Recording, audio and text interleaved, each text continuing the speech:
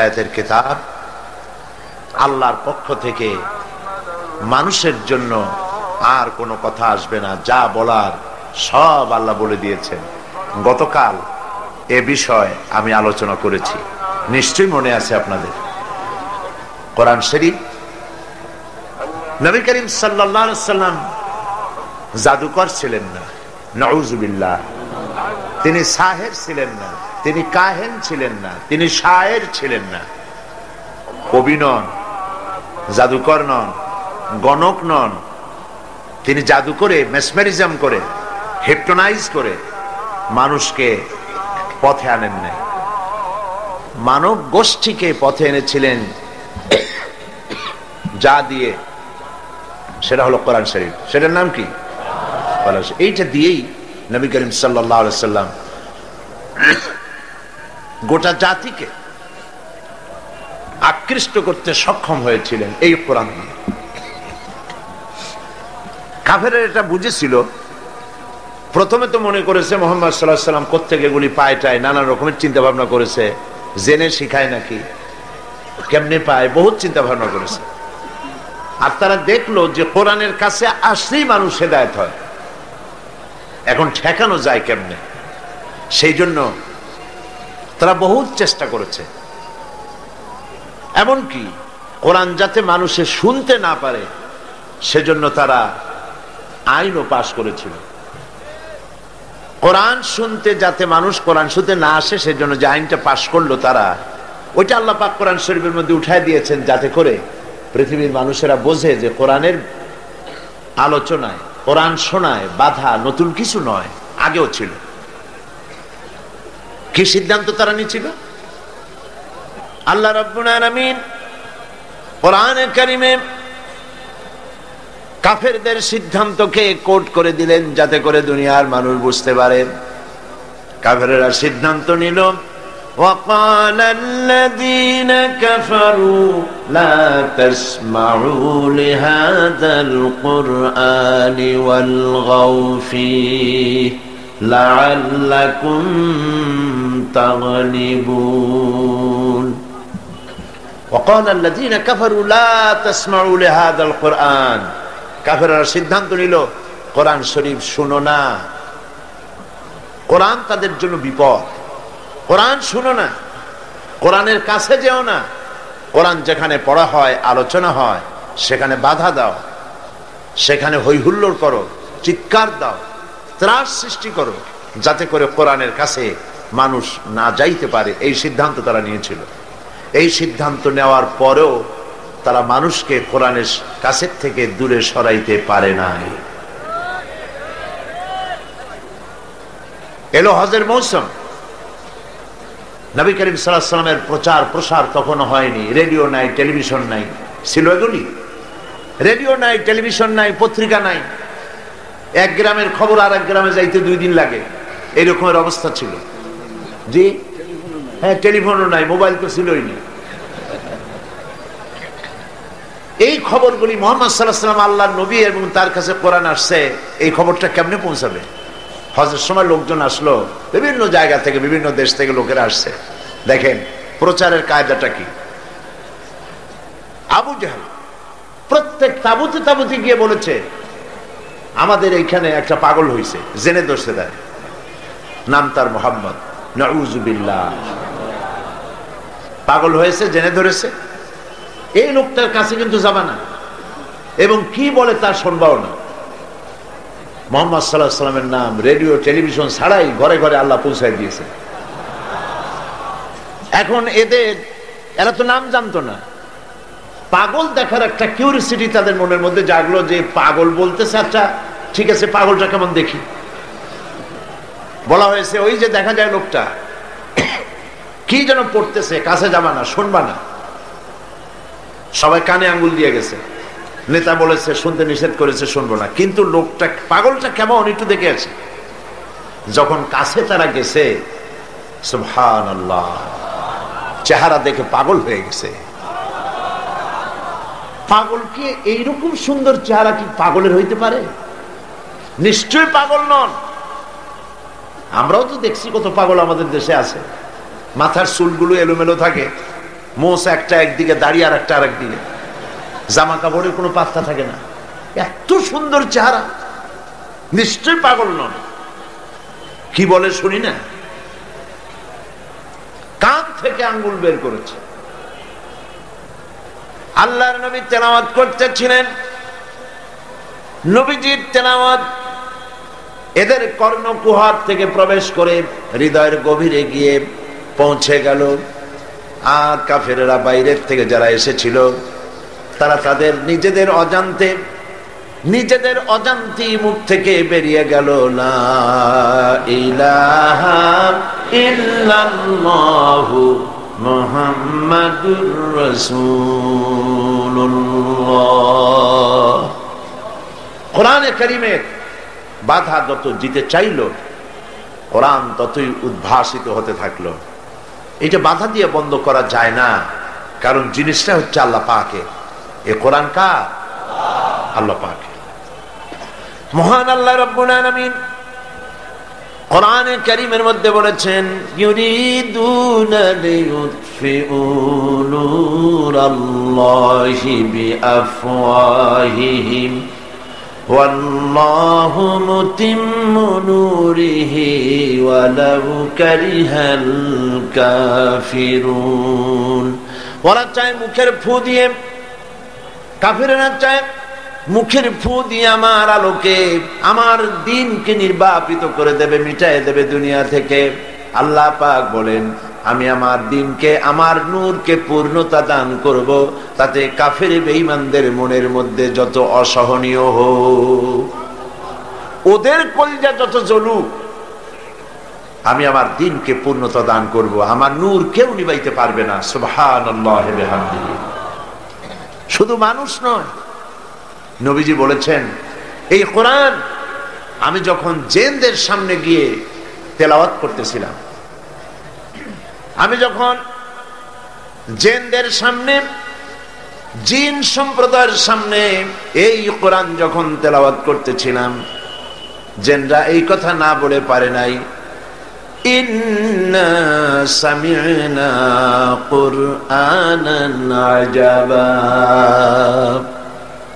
জিনরা এই কথা বলতে বাধ্য হয়েছে, জিন সম্প্রদায় কথা বলতে বাধ্য হয়েছে, নিশ্চয়ই আমরা এক আশ্চর্য ধরনের কোরআন শুনেছি। সুবহানাল্লাহ। ইয়াহদি ইলা রুশদি ফামান্না বিহি। আমরা কোরআন শুনলাম আর ঈমান আনলাম। আর এই কোরআন হচ্ছে এমন, যেই শুনে তার অন্তরাত্মা কেঁপে ওঠে, এবং ওয়াজিলাত কুলুবুহুম, তাদের দিল, তাদের অন্তরাত্মা কেঁপে ওঠে কোরআন শুনলে, এবং ঈমান বৃদ্ধি প্রাপ্ত হয়। সুবহানাল্লাহ।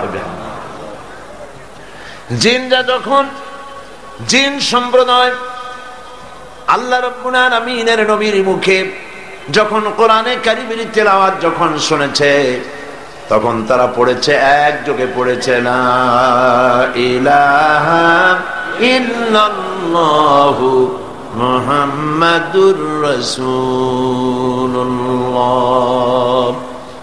তারা কোরআনের কাছে এসেছে, মুসলমান হয়ে গিয়েছে। মূল কথা হচ্ছে, কোরআন শরীফ এসেছে হেদায়েতের জন্য, মানুষকে সঠিক রাস্তা দেখাবার জন্য। এই কোরআন যারা মানবে, দুনিয়াও শান্তি পাবে, আখিরাতেও শান্তি পাবে, মুক্তি পাবে জাহান্নাম থেকে। আল্লাহ পাক কোরআনে কারীমের মধ্যে বলেছেন, ফামান তাবিআ হুদায়া ফালা খাউফুন আলাইহিম ওয়ালা হুম ইয়াহজানুন। এই কোরআনের অনুসরণ যারা করবে, এই কোরআনের আনুগত্য করে যারা চলবে, তাদের কোনো ভয় নাই, তাদের কোনো চিন্তাও নাই। আল্লাহ পাকের গ্যারান্টি। কোরআন মেনে চলো, কোরআনকে, কোরআনের আনুগত্য করো, কোরআন বোঝো এবং কোরআনের উপরে জীবন চালাও। সব আছে কোরআন শরীফে। কি নাই? আপনার কোন জিনিস প্রয়োজন জীবন চালাতে আর কোরআনে নাই, সেটা বলুন। আপনি, আপনার যা প্রয়োজন সব এখানে আল্লাহ পাক বলে দিয়েছেন। তিবিয়ানান লিকুল্লি শাই, খুলে খুলে সমস্ত বিষয়গুলি আল্লাহ পাক কোরআনে কারীমের মধ্যে বর্ণনা করে দিয়েছেন। প্রতিবেশীর হক, স্ত্রীর হক, মা বাপের হক, রাষ্ট্রের হক, রাষ্ট্র পরিচালনা কিভাবে করবেন, যুদ্ধ কিভাবে করবেন, কার সাথে করবেন, কার সাথে করবেন না, কার সাথে সন্ধি করবেন, কার সাথে চুক্তি করবেন, আপনার সম্পদ বন্টন মরে যাওয়ার পর কেমনে হবে, কি নাই। পাক পবিত্রতা অর্জন থেকে শুরু করে রাষ্ট্র পরিচালনা পর্যন্ত সব আল্লাহ কোরআনে শিখাইলেন। কিন্তু আমাদের কপাল খারাপ, কোরআন শরীফের কাছে আমরা এই সব জিনিস আনতে গেলাম না। কি আনতে গেলাম? গরু চুরি হয়ে গেছে, চাউল পোড়া দেন। বউর স্বর্ণের অলংকার হারায় গেছে, একটু কালিজিরা পড়ে দেন। হায় রে পোড়া কপালিয়া মুসলমান। ধরুন কারো বাড়ি মিষ্টি নদীর পাড় থেকে ৬-৭ মাইল দূরে, যখনই তার পিপাসা হয় সে তখন একটা গ্লাস হাতে করে নিয়ে যায়, আর ওখান থেকে 1 গ্লাস পানি 7 মাইল দূরে হাঁটে গিয়ে পানিটা নিয়ে ওই পানিটা খায়। আবার পিপাসা হয়, আবার পানি আনতে যায়। বেকুব, 1 গ্লাস পানি আনতে দরিয়ার কাছে কেন যাও? দরিয়াকে বলো, তুমি তো বিশাল দরিয়া, তোমার বাড়ির কাছে প্রতিদিন 1 গ্লাস পানি নিতে আমি পারবো না, আমার বাড়ি পর্যন্ত ছোট্ট একটা নদী প্রবাহিত করে দাও। দরিয়া পারে না ছোট্ট আর একটা নদী দিতে? পানির অভাব তার? খাল দিতে পারে না? খাল দিতে পারে, নদী দিতে পারে, সমুদ্র কিনা দিতে পারে, বিশাল পানির ভান্ডার। কোরআন শরীফ বিশাল এক নিয়ামত। এই নিয়ামতের কাছে আমরা গেলাম ওই 1 গ্লাস পানি আনার মতো, সমুদ্রের কাছে 1 গ্লাস পানি আনতে যাওয়া যেরকম, ওই রকম বেকুবের মতো তাবিজ পড়া, কালিজিরে পড়া, কালো সুতো পড়া, লাল সুতো পড়া, এইসব আনতে গেলাম। এই জন্য মার খাইছি। মার কেন খাই? বুঝতে হবে মার খাওয়ার কারণ কি। কোরআন শরীফ যাদের কাছে, তারাই তো পৃথিবীতে এখন মার খাচ্ছে বেশি। এটা ঠিক কিনা? এটা সত্য কিনা? পৃথিবীতে মুসলমান আজ মার বেশি খাচ্ছে। এই মার খাওয়ার কারণ কোরআন থেকে দূরে সরে যাওয়া। এই কোরআনে কারীম যদি আমরা বুঝতে পারি এবং জীবনের উপরে চালু করতে পারি, আমাদের ভাগ্য আবার সেই পথে ফিরে আসবে। আবার গোটা পৃথিবী মুসলমানদের আনুগত্য স্বীকার করবে, দুনিয়ায় সুখ হবে, শান্তি হবে। কিভাবে হবে? সেই কথাগুলি আমি গতকাল আপনাদের সামনে আলোচনা করেছিলাম সূরা আন-নাহল থেকে। আল্লাহ রাব্বুল আলামিন কোরআনে কারীমের মধ্যে সূরা আন-নাহলের প্রথম রুকুর শেষ আয়াতে আল্লাহ পাক বলছেন, ওয়া আলাল্লাহি কাসদুস সাবিলি ওয়া মিনহা জাইর ওয়ালাউ শাআ লাহাদাকুম আজমাইন। আর আল্লাহ পাকের উপরে দায়িত্ব হচ্ছে, আল্লাহ পাক বলছেন আমার হক, আমার দায়িত্ব সোজা রাস্তা বলে দেওয়ার, সোজা রাস্তা বলে দেওয়ার দায়িত্ব আমার। যেখানে রয়েছে বাঁকা পথ, এই পৃথিবীতে অসংখ্য বাঁকা পথ আছে, সেই বাঁকা পথে চলবেন না সোজা পথে চলবেন? বলেন কোন পথে চলবেন? সেই সোজা পথ কারা দেখিয়েছেন? আল্লাহ নবীরা দেখিয়েছেন। সেই কথাগুলি গতকাল আমি বলতেছিলাম যে আল্লাহ পাক নবী প্রেরণ করেছেন পৃথিবীতে বানিয়ে, নবীদেরকে প্রেরণ করেছেন যাতে করে মানুষ নবীদের আদর্শ গ্রহণ করে জীবনের চলার পথের দিশা নিয়ে নেয়। এই নবুয়তের মিশন, এর মধ্যে সর্বশ্রেষ্ঠ নবী যিনি, তিনি হচ্ছেন আমাদের নবী, বিশ্ব নবী মুহাম্মাদুর রাসূলুল্লাহ। জলে বলেন সাল্লাল্লাহু আলাইহি ওয়াসাল্লাম। আমাদের কল্যাণের জন্য, আমাদের বাঁচার জন্য তার পথকেই ধরতে হবে এবং ওই পথ আমাদেরকে অনুসরণ করতে হবে। আল্লাহ রাব্বুল আলামিন এমন এক নেতা, এমন এক বিশ্ব নবী আমাদেরকে দান করেছেন, যার চরিত্রের ব্যাপারে আল্লাহ পাক নিজেই সার্টিফিকেট দিয়েছেন, সার্টিফাই করেছেন। আল্লাহ পাক বলছেন, ওয়া ইন্নাকা লাআলা খুলুকিন আযীম। আপনি হচ্ছেন মহৎ চরিত্রের উপরে প্রতিষ্ঠিত, মহান চরিত্রের অধিকারী। আযীম আরবিতে অনেক প্রশস্ত, এটাকে আরবিতে বলা হয় আরি। আর অনেক গভীর, এটাকে আরবিতে বলা হয় আমিক। কিন্তু যেই গভীরতা মাপা যায় না, এত গভীর যে মাপা যায় না, এত চওড়া যা মাপার ফিতা নাই, এটা কি বলা হয়? আযীম। নবী করিম সাল্লাল্লাহু আলাইহি ওয়াসাল্লামের মহান চরিত্র এত বিশাল আজিম, যা মাপার কোন ফিতা যন্ত্র পৃথিবীতে আবিষ্কার হয় নাই। তিনি হচ্ছেন আসল নেতা, তাকে ফলো করো, তাকে অনুসরণ করো, তিনি যা বলেছেন সেটাই অনুসরণ করো। দেখুন নবী করিম সাল্লাল্লাহু আলাইহি ওয়াসাল্লামের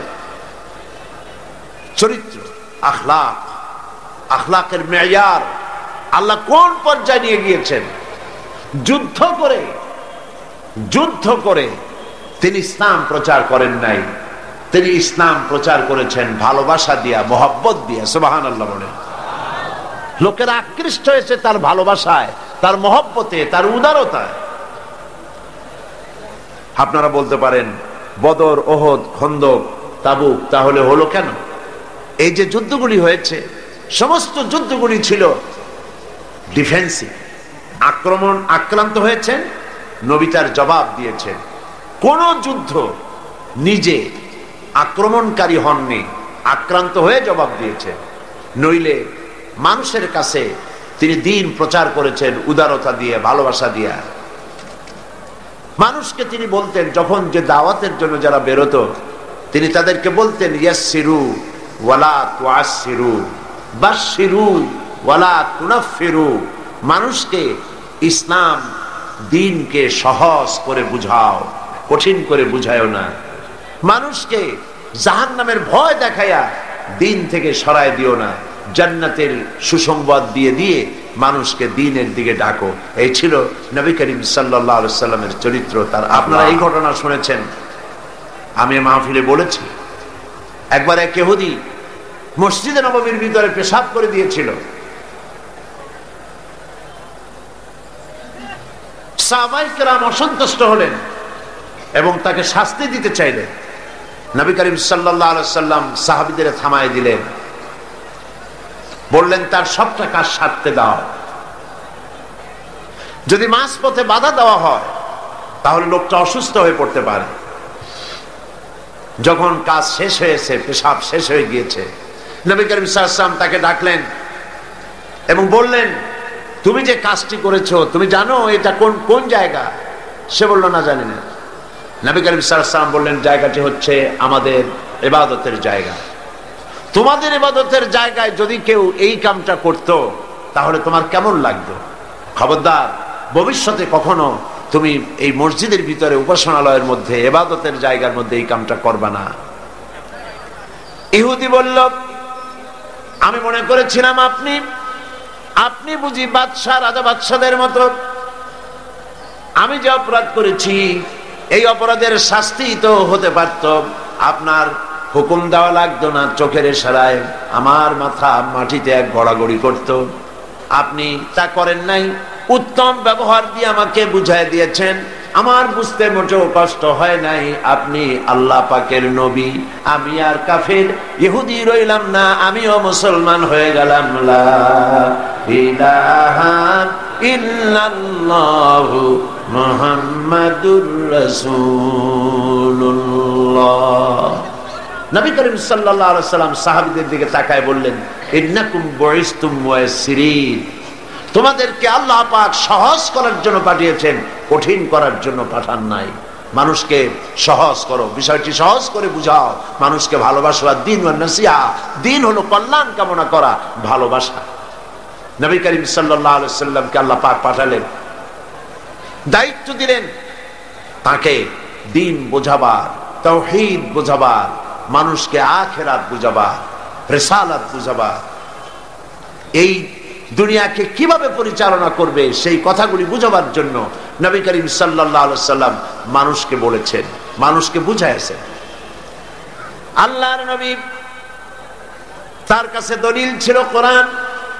কোরআন দিয়ে তিনি মানুষকে বুঝাইছেন, এক আল্লাহর গোলামি করো, যিনি আকাশ সৃষ্টি করেছেন, জমিন সৃষ্টি করেছেন, তোমাদেরকেও সৃষ্টি করেছেন, তিনি ছাড়া কোনো ইলাহা নাই। ইলাহা ইল্লাল্লাহু মুহাম্মাদুর রাসূলুল্লাহ। কোনো ইলাহ নাই, কোনো আইনদাতা নাই, বিধানদাতা নাই আল্লাহ ছাড়া। এক আল্লাহর গোলামি করো। খেতে দেওয়ার মালিক তিনি, পড়তে দেওয়ার মালিক তিনি, হায়াতের মালিক তিনি, মওতের মালিক তিনি। বলুন হায়াতের মালিক কে? সবাই বলেন মওতের মালিক কে? খেতে দেওয়ার মালিক কে? কষ্ট থেকে মুক্তি দেওয়ার মালিক কে? বিপদ থেকে বাঁচাবার মালিক কে? হাসাবার মালিক কে? কাঁদাবার মালিক কে? ফাআলুল লিমা ইউরিদ, যা খুশি তাই তিনি করতে পারেন। এই জিনিসগুলি যারা মুসলমান তাদের বোঝা উচিত। মুসলমানেরা না বুঝেই আল্লাহ পাকের সঙ্গে শিরক করে, আল্লাহ পাকের সঙ্গে অংশীদার স্থাপন করে। ছেলে নাই, বিয়ে করেছে, 10-12 বছর বয়স হয়েছে, বিয়ে হয়ে গেছে, ছেলে নাই মেয়ে নাই, খাজা বাবাদের কাছে যায়, মাজারের কাছে যায়, মানত সানত করে, সেখানে নিজের ছেলে কামনা করে, চাকরিতে প্রমোশন কামনা করে, স্বাস্থ্য ভালো হওয়ার জন্য বলে, ক্ষমতায় যাওয়ার জন্য বলে। এই কথাগুলি এইভাবে বলা আল্লাহ ছাড়া অন্যের কাছে, এটাই হচ্ছে শিরক। এই শিরক থেকে মুক্ত করার জন্য নবী করিম সাল্লাল্লাহু আলাইহি ওয়াসাল্লাম মানুষকে বুঝাইছেন। আমরা কি সেই শিরক মুক্ত হতে পেরেছি? আমরা মুক্ত হতে পারিনি। আমাদের ভিতরে বহু মুসলমান আছে যারা নামাজ পড়েন, রোজা রাখেন, কপালে দাগ পড়ে গেছে, তারপরেও সওয়াবের নিয়ত করে শিরক করেন। বলেন নাউযুবিল্লাহি মিন যালিক। বিশ্বাস করুন, কবরের কাছে গিয়ে, মাজারের কাছে গিয়ে কিয়ামত পর্যন্ত কানলেও কবরে যিনি শুয়ে আছেন তিনি আপনাকে কিচ্ছু দিতে পারবেন না। এই কথা কি মনে থাকবে? বলেন আপনারা, এই কথা কি মনে থাকবে? আল্লাহ মনে রাখার তৌফিক দিন। আল্লাহ পাক সহ্য করেন না, শিরককে বরদাস্ত করেন না। বহুবার আমি একথা এখানে আলোচনা করেছি, ওলামা হাজারাত একথা আলোচনা করেছে। কোথায়? চট্টগ্রাম থেকে, খুলনা থেকে, যশোর থেকে বাস ভাড়া করে শাহজালাল রহমতুল্লাহ আলাইহির মাজার, শাহপরান রহমতুল্লাহ আলাইহির মাজারের সে সিন্নি দেওয়া, টাকা দেওয়া, পয়সা দেওয়া, মান্নত করা, সেজদা দেওয়া হারাম, জায়েজ নয়। আবার এখান থেকে যাচ্ছে চট্টগ্রামে, সেখান থেকে আসতেছে এখানে, এখান থেকে যাচ্ছে আজমিরে, সেখান থেকে যাচ্ছে বাগদাদে। নাউযুবিল্লাহি মিন যালিক। কোথায় যাও? আল্লাহ সব, আল্লাহ পাক দেখছেন। আল্লাহকে সেজদা দাও। যদি কোনো অসুবিধা হয়, ফাইদা ফারাগতা ফানসাব ওয়া ইলা রাব্বিকা ফারগাব। আল্লাহ পাক বলেছেন তুমি যখন অসহায় পড়বে, তুমি যদি অসহায়ত্ব ফিল করো, যখন তুমি খালি হাত হয়ে যাবে, দাঁড়িয়ে যাও আর তোমার প্রভুর, তোমার রবকে বিনয়ের সঙ্গে ডাকো, তাকেই সেজদা দাও। বিপদ হয়েছে, মসজিদে চলে যান। শুনতেছেন আপনারা? বিপদ হয়েছে, মসজিদে চলে যান, কাজায়ে হাজাত 2 রাকাত নামাজ পড়েন, আল্লাহকে সেজদা দেন, চোখের পানি ফেলেন। 50,000 বছর শাহজালালের মাজারে গিয়া, চান্দা দিয়া, পয়সা দিয়া, গজাল মাসরে মুড়ি খাওয়া জানা হবে, এক সেজদায় আল্লাহ তাই করে দেবেন। শাহজালাল রহমতুল্লাহ আলাইহি আল্লাহর ওলি, আল্লাহর মাহবুব বান্দা। তিনি মাখলুক আর আল্লাহ হচ্ছেন খালিক। আল্লাহ কি? খালিক। আল্লাহর ওলি, আল্লাহর মাহবুব বান্দা, তার মাকামে তিনি আছেন। আপনি জিয়ারতে যাবেন, সূরা ফাতিহা পড়ুন, সূরা ইখলাস পড়েন। সিন্নি দেওয়ার দরকার নেই, দোয়া করে আসেন। কিছু পাবেন না, দিতে যাবেন, সূরা ফাতিহা পড়ুন, সূরা ইখলাস পড়ুন, দরুদ শরীফ পড়ুন, দোয়া করুন, নিজের জন্য করুন, কিন্তু ওনার কাছে কিছু চাবেন না। আপনারা কথা বুঝতেছেন? আল্লাহর কাছে বলেন, আল্লাহ পাক আমারে নামাজি বানাও, দিনদার বানাও, আমার ইমানদার বানাও। হযরত শাহজালাল তোমার বান্দা, আমিও তোমার বান্দা। হযরত শাহজালাল যে আমল করে তোমার কুরবাত হাসিল করেছেন, আমাকেও তোমাকে সেইভাবে আমাকে আমল করার তৌফিক দান করে দাও। কতই না ভালো হতো এইরকম দোয়া করলে। এই দোয়াগুলি করেন, একটু চিন্তা করেন। আপনি যাচ্ছেন হযরত খাজা মুঈন চিশতি রহমাতুল্লাহ আলাইহির মাজারে, যাচ্ছেন বাগদাদে। আপনি বাংলা ভাষায় গিয়ে বলতেছেন, খাজা বাবা আমি আসছি, আমার তো ছেলে পেলে নাই, আমার একটা ছেলে পেলে দেন। উনি তো বাংলা জানি না, তা আপনার এই কইয়া লাভটা কি? তারপরে উনি ও কবরের মধ্যে আছে, চেতনা আছে না ঘুমাই আছে না, উনি কোথায় আছে আপনি কি তা জানেন? বলেন জানেন? তো খামাখেটা করে লাভটা কি? কমন সেন্সের, কমন বাদ দিয়া শুধু সেন্সও যদি থাকে তো তাই দিয়ে চিন্তা করে লাভটা কি? কোনো লাভ নাই। লাভ হচ্ছে আল্লাহকে সেজদা করুন, মানত করবেন, আল্লাহর নামে মানত করুন। এই কথাগুলি নবী করিম সাল্লাল্লাহু আলাইহি ওয়াসাল্লাম বুঝাইছেন। হাতের তৈরি করা এই সমস্ত আসনাম, এগুলির সামনে মাথা নত করে কোনো লাভ নাই। এক আল্লাহর সামনে মাথা নত করো। একটা সেজদা জীবনের জন্য কাফি হয়ে যেতে পারে, আল্লাহ পাক যদি খুশি হয়ে যায়। শায়ের খুব সুন্দর করে বলেছেন, পড় গিয়া জিস পর নজর बंदा को मौला कर दिया, पड़ गया जिस पर नजर बंदा को मौला कर दिया, आ गया जिस नाम में जोश कतरा को दरिया कर दिया। আল্লাহ রাব্বুল আলামিনের রহমতের নজর যদি কোনো গোলামের উপরে পড়ে, গোলাম কৃতদাস স্লেভ, কোন গোলামের প্রতি যদি আল্লাহর রহমতের নজর পড়ে যায়, গোলাম বাদশা হয়ে যায়। কি চিন্তা করেন আপনারা? কি চিন্তা করছেন? গোলামের প্রতি দৃষ্টি পড়লে গোলাম বাদশা হয়। এক ফোঁটা পানির উপরে রহমতের নজর পড়লে পানি ফোঁটা প্রশান্ত মহাসাগর হয়ে যায়। ওয়ারিদওয়ানুন মিনাল্লাহি আকবার, ওয়ারিদওয়ানুন, আল্লাহ পাকের সন্তুষ্টি, এ কথা বোঝানো হয়নি। ওয়ারিদওয়ানুন, সামান্যতম আল্লাহ পাকের সামান্যতম সন্তুষ্টি আকবার, আকাশ এবং জমিনের চাইতে অনেক অনেক অনেক বেশি। আল্লাহ পাককে খুশি করুন, আর আল্লাহ পাক খুশি হবেন শিরক থেকে বাঁচলে পরে। কলিজার মধ্যে এই কথায় পাথরের মতো শক্ত করে জমায়ে নেন।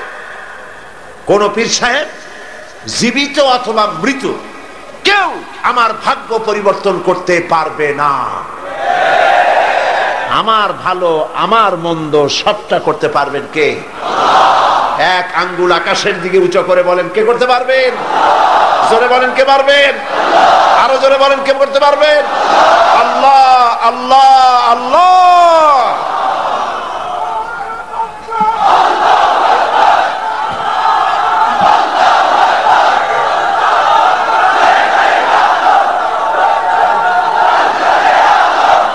প্রিয় ভাই সব,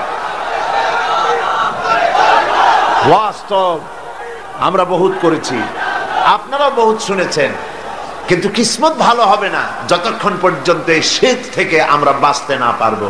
নবী, আল্লাহর নবীরা, পেগম্বরেরা, আম্বিয়া আলাইহিমুস সালামের সর্বপ্রথম দাওয়াত এটাই ছিল, আল্লাহর সাথে কাউকে শরীক স্থাপন করা যাবে না। সাফ, সমস্ত ক্ষমতার মালিক আল্লাহ সুবহানাহু ওয়া তাআলা, যা প্রয়োজন আল্লাহকে বলেন। আল্লাহর কাছে যেতে চান? আমি জবাব চাচ্ছি, আল্লাহর কাছে যেতে চান? সবাই চান? আল্লাহ পাক বলছেন, আমার কাছে যদি আসতে চাও ওয়াসজুদ ওয়াক্তারি।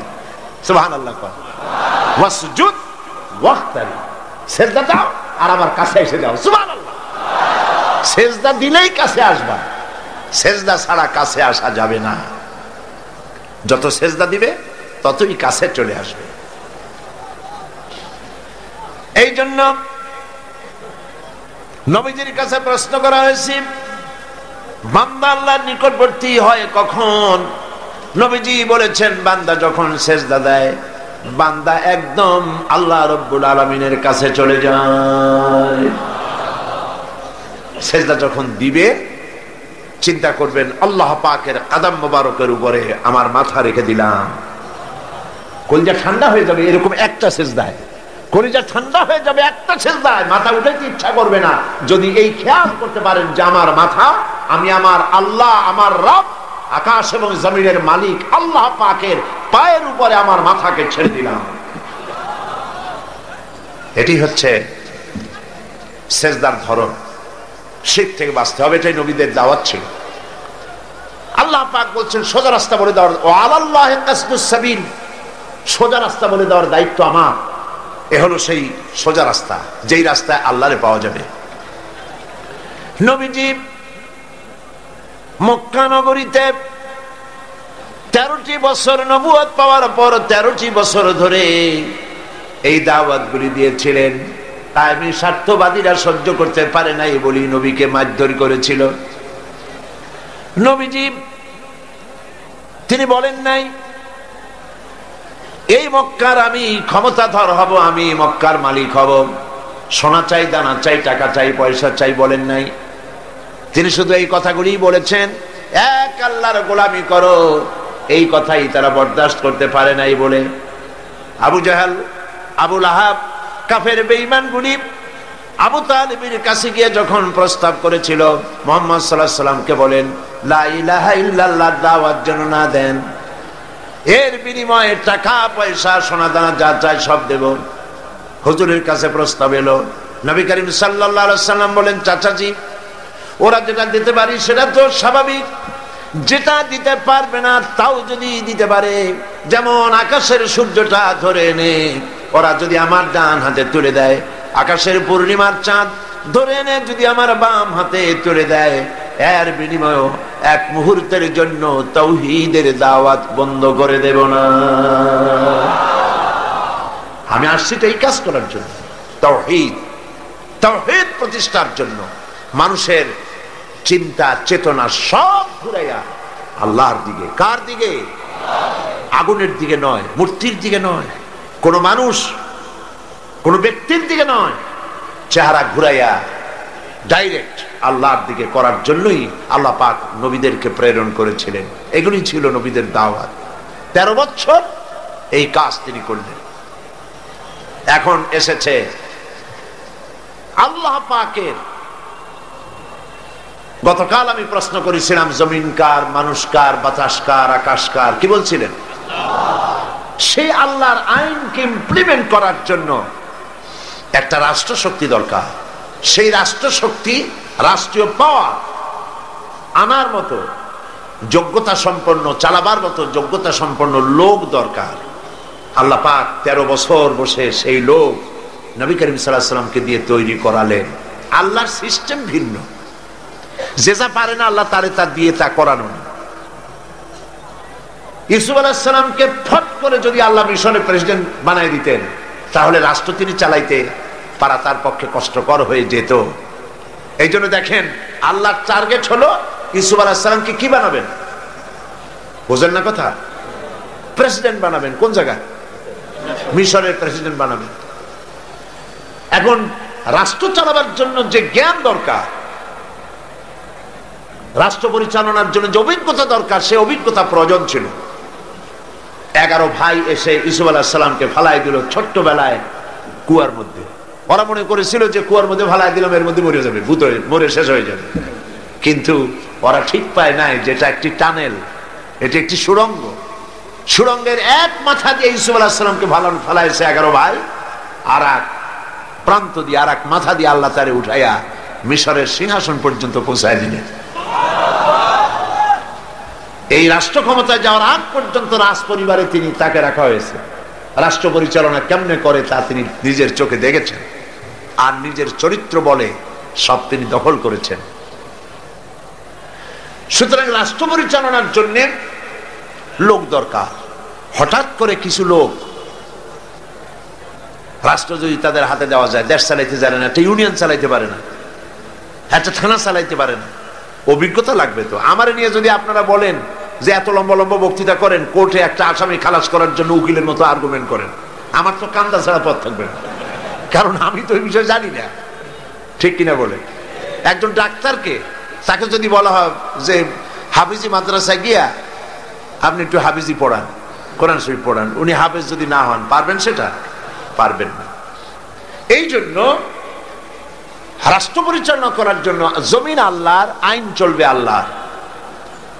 সেই আইনকে কার্যকরী করার জন্য এক শ্রেণীর লোক প্রয়োজন, আল্লাহর আইন বোঝে এবং জীবনের বিনিময় আল্লাহর আইনকে প্রতিষ্ঠিত করার জন্য বদ্ধপরিকর। এমন একটি বাহিনী তৈরি করতে নবী করিম সাল্লাল্লাহু আলাইহি সাল্লামের সময় লাগলো কত বছর?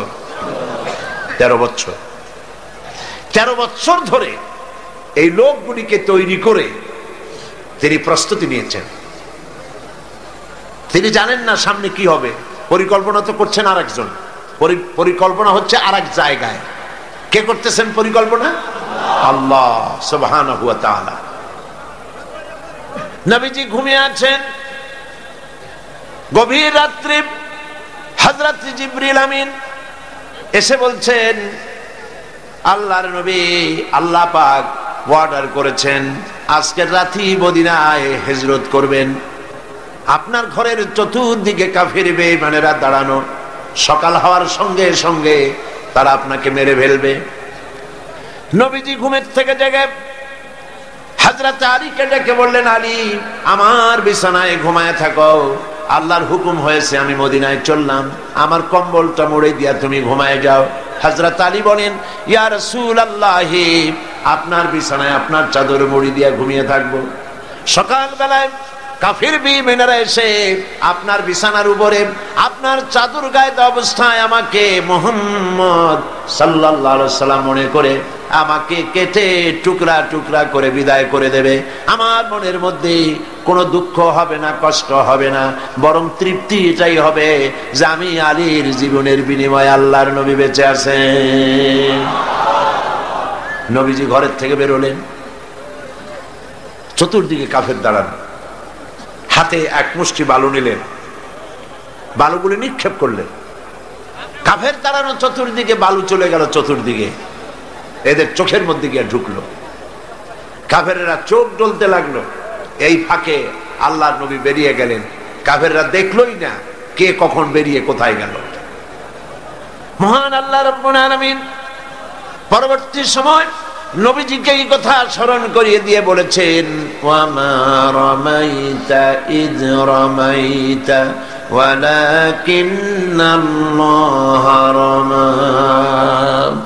আপনি নিক্ষেপ করেন নাই, যখন আপনি নিক্ষেপ করেছিলেন আপনি শুধু বালুগুলো ছেড়ে দিয়েছিলেন, আর ওই বালুগুলো ঘরের চতুর্দিকে কাফেরদের চোখে পৌঁছাবার দায়িত্ব নিয়েছিল আল্লাহর কুদরত। নবীজি বেরিয়ে আসলেন, কাবা শরীফের দিকে বারবার তাকাচ্ছিলেন, আর চোখ থেকে পানি দর দর করে পড়তেছিল। বুখারী শরীফের হাদিসে এসেছে, নবীজি কাঁদতেছিলেন আর বলতেছিলেন, হে কাবা, বড় আশা ছিল তোমার খেদমত করব, তোমার পাশে থাকব, কিন্তু তোমার নিষ্ঠুর সন্তানেরা তোমার পাশে আমারে থাকতে দিল না। নবীজি হযরত আবু বকর রাদিয়াল্লাহু তাআলা আনহুর বাড়ি গিয়ে যখন দরজায় নক করেছেন, আবু বকর বলে দরজা খুলে গেল, লাব্বাইক ওয়া সাদাইকা বলে। হুজুর প্রশ্ন করলেন, আবু বকর, এত রাত্রে একটা ডাকেই ঘুম ভেঙে গেল তোমার, তুমি কি ঘুমাও নাই? হযরত আবু বকর বলেন, ইয়া রাসূলুল্লাহ, আপনি আমাকে যখন বলেছিলেন রাতের বেলায় হিজরতের সময় আমাকে সাথে নিয়ে হিজরত করবেন, আমি মনে মনে ভেবেছি কত রাত্রে কখন নবীজি আসবেন, দরজার সামনে দাঁড়ায়া আমারে যদি ডাকাডাকি করেন আর আমি যদি ঘুমায় থাকি নবীর সঙ্গে বেয়াদবি হয়ে যাবে। আমি এই কথা মনে করে বিছানার উপরে আরাম করে না ঘুমায়া আপনার গলার আওয়াজ শোনার জন্য এই দরজার সঙ্গে পিঠ লাগাইয়া দাঁড়াইয়া দাঁড়াইয়া ঘুমাচ্ছিলাম।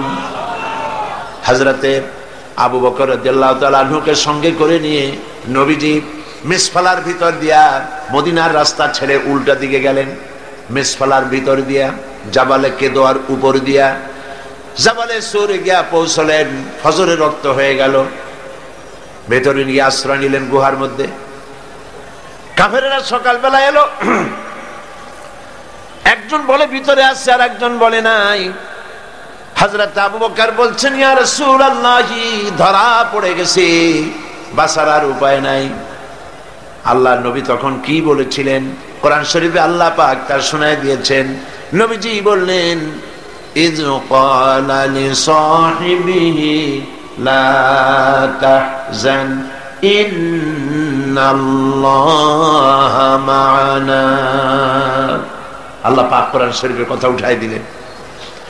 ইয ক্বালা লিসাহিবিহি, তিনি তার বন্ধুকে ডেকে বললেন, হে আমার সাথী, লা তাহজান, ভয় পাইও না, আমরা মাইনরিটি নই, আমরাই মেজরিটি, আল্লাহ আমাদের সাথে আছেন। সুবহানাল্লাহ। কিসের ভয়? সারা দুনিয়া যদি একদিকে চলে যায় আর ইমানদার মুসলমানেরা যদি একদিকে থাকে, কাফেরদের হাজারো চক্রান্ত, লাখো চক্রান্ত কোনো কাজে আসবে না আল্লাহ যদি সাথে থাকে। নবী করিম সাল্লাল্লাহু আলাইহি সাল্লাম এই ময়দান থেকে মদিনা মুনাওয়ারার দিকে চললেন। আর কাফেরেরা ঘোষণা দিল, মুহাম্মদ সাল্লাল্লাহু আলাইহি সাল্লামকে কেউ যদি জীবিত অথবা মৃত অবস্থায় ধরে দিতে পারে 100 লাল উট তাকে পুরস্কার দেওয়া হবে। সুরাকা 100 লাল উট পাওয়ার লোভে বলল, এই কাম আমিই পারবো। খুঁজতে খুঁজতে মুহাম্মদ সাল্লাল্লাহু আলাইহি সাল্লামকে মরুভূমির মধ্যে সে পেয়ে গেল। যেই না ধরতে যাবে, কাছাকাছি গেছে, সুরাকার ঘোড়ার পা মাটির মধ্যে দেবে গিয়েছে। নবী করিম সাল্লাল্লাহু আলাইহি সাল্লাম পিছনের দিকে তাকালেন। সুরাকা বলল, আমি মাপ চাই। হুজুর বললেন, মাপ করলাম, ফিরে যা। ঘোড়ার পা উপরে উঠে আসলো। যখনই উপরে উঠে আসছে, সুরাকা চিন্তা করলো 100 লাল উট। আবার পিছনে ছুটেছে ধরার জন্য। আবার কাছাকাছি যখন গেছে, 4টা ঠ্যাং ডুবে গেছে মাটির মধ্যে।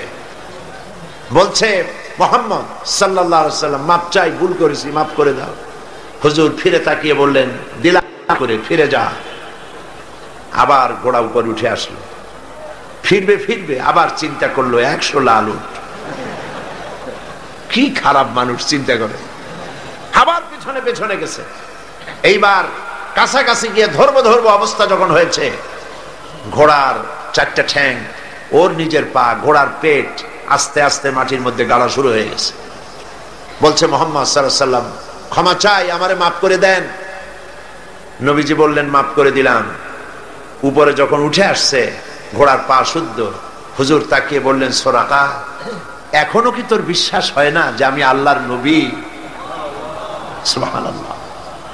সুরাকা বলছে, আমি আপনাকে ছেড়ে দিলাম, ধরবো না। তবে এই যে ধরলাম না, সেজন্য কিছু দেবেন না? কি চিন্তা করে। আর নবী কত বড় রহমতের নবী, সুবহানাল্লাহ। নবীজি রাগ করলেন না। এই রকমের ক্ষমতা যদি আমাদের থাকতো হাতে, আমরা কইতাম তোর 14 গোষ্ঠী মাটির নিচে যাক। রহমতের নবী রাগ করলেন না। সে কয় যে কিছু দেবেন না, ধরলাম না যে, সেজন্য কিছু দেবেন না। হুজুর সাল্লাল্লাহু আলাইহি ওয়াসাল্লাম রাগ করলেন না, বললেন, হ্যাঁ দেব। কি দেবেন? তিনি বললেন, পারস্য সম্রাটের মুকুট দেব। সুরাকা মনে মনে খুব অসন্তুষ্ট হলো। মুখ দিয়ে কিছু কইল না, মনে মনে অসন্তুষ্ট হইল। রাতের বেলায় লোক নাই, জন নাই, একজন মানুষ নিয়ে আপনি আত্মগোপন করে মদিনায় যাচ্ছেন, পারস্য সম্রাটের মাথার মুকুট আমারে দেবেন, কিছু দেবেন না তাই কর। এটা কি স্বাভাবিক কথা? তখনকার যুগের সুপার পাওয়ার। এখন যদি এই মঞ্চে দাঁড়ায় কেউ বলে যে আপনি আমার এই কথা যদি শোনেন, তাহলে হোয়াইট হাউসের চাবি আপনারে আমি দিয়ে দেবো, ওইখানে আপনি ঘুমাবেন কি? তাহলে ওই লোকটার মস্তিষ্ক সম্পর্কে আপনারা সকলে চিন্তা করবেন, বেচারাকে তাড়াতাড়ি হেমায়েতপুর, পাবনায় পাঠায় দেওয়া দরকার, ঠিক কিনা? কেউ চিন্তা করেছে যেটা কেমন কথা? পারস্য সম্রাটের মাথার মুকুট আমার দেবে, একটা কথা হইল। তিনি চলে গেলেন, মুখ মলিন করে চলে গেলেন। নবী করিম সাল্লাল্লাহু আলাইহি সাল্লাম মদিনায় এলেন, ইসলামের রাষ্ট্র প্রতিষ্ঠা করলেন, ইন্তেকাল করলেন। আবু বকর রাদিয়াল্লাহু তাআলা ক্ষমতা এলেন, ইন্তেকাল করলেন। সুরাকা বুড়া হয়ে গেছে, চুল দাড়ি পাকা সব সাদা হয়ে গেছে। এবার ক্ষমতায় হযরতে আমিরুল মুমিনিন খলিফাতুল মুসলিমিন ওমর ইবনুল খাত্তাব রাদিয়াল্লাহু তাআলা আনহু। পারস্যের সঙ্গে যুদ্ধ হলো। এই যুদ্ধে পারস্য মুসলমানদের হাতে দখল হয়ে গেল। গনিমতের মাল এলো, সোনা দানা, হীরা জহরাত, অস্ত্রপাতি, সব গনিমতের মাল এসে খলিফার সামনে হাজির। খলিফা বসে তাকিয়ে দেখছেন, সম্পদের ভিতরে যত গনিমতের মাল এসেছে তার মধ্যে হীরা মণিমুক্তা খচিত পারস্য সম্রাটের মাথার মুকুট ওমরের পায়ের কাছে এসে হাজির। হযরত ওমর রাদিয়াল্লাহু তাআলা আনহু বললেন, কে আছো? চলে যাও, সুরাকাকে ডেকে নিয়ে আসো। সুরাকাকে ডাকা হলো। হযরত আমিরুল মুমিনিন ওমর রাদিয়াল্লাহু তাআলা আনহু সুরাকাকে ডাকতেই বললেন, সুরাকা বুড়া মানুষ, কোমর সোজা করে হাঁটতে পারে না, চুল পেকেছে, দাড়ি পেকেছে। বুড়া সুরাকা হযরত ওমরের সামনে যখন দাঁড়ায় গেছেন, ওমর রাদিয়াল্লাহু তাআলা আনহু পারস্য সম্রাটের মাথার মুকুটটা নিয়ে সুরাকার মাথার উপরে পরায় দিয়া বললেন, সুরাকা, আল্লাহর নবীর ওয়াদা কোনোদিন মিথ্যা হয় না। নবী করিম সাল্লাল্লাহু আলাইহি ওয়াসাল্লাম মদিনায় প্রবেশ করছেন। আল্লাহ রাব্বুল আলামিন নবীজিকে বললেন, একটা দোয়া পড়ার জন্য বললেন। নবীজি দোয়াটা আল্লাহর পাকের কাছে থেকে সেখানে দোয়া পড়লেন, রব্বি আদখিলনি মুদখালা সিদকিন ওয়া আখরিজনি মুখরাজা সিদকিন ওয়াজআলনি মিন লাদুনকা সুলতানান নাসীরা।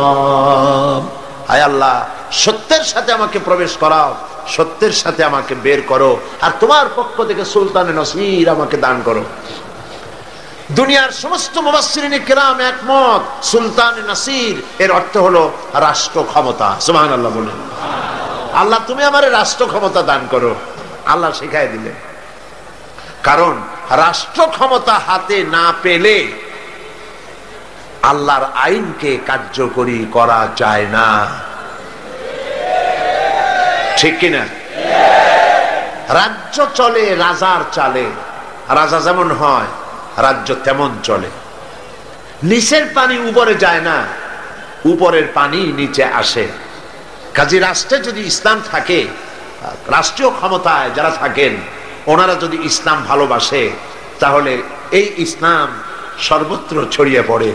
আর যদি রাষ্ট্র ক্ষমতায় যারা থাকে তারা যদি ইসলাম বরদাস্ত করতে না পারে, তাহলে ইসলাম সেই দেশে কার্যকরী হয় না। প্রিয় ভাইরা, নবী করিম সাল্লাল্লাহু আলাইহি ওয়াসাল্লাম প্রয়োজন ছিল এখন রাষ্ট্র ক্ষমতা হাতে নেওয়া। যেহেতু রাষ্ট্র ক্ষমতা যদি হাতে না আসে, আল্লাহর আইনকে কার্যকরী করা যাবে না। আল্লাহর নবী মদিনা মুনাওয়ারায় প্রবেশ করলেন।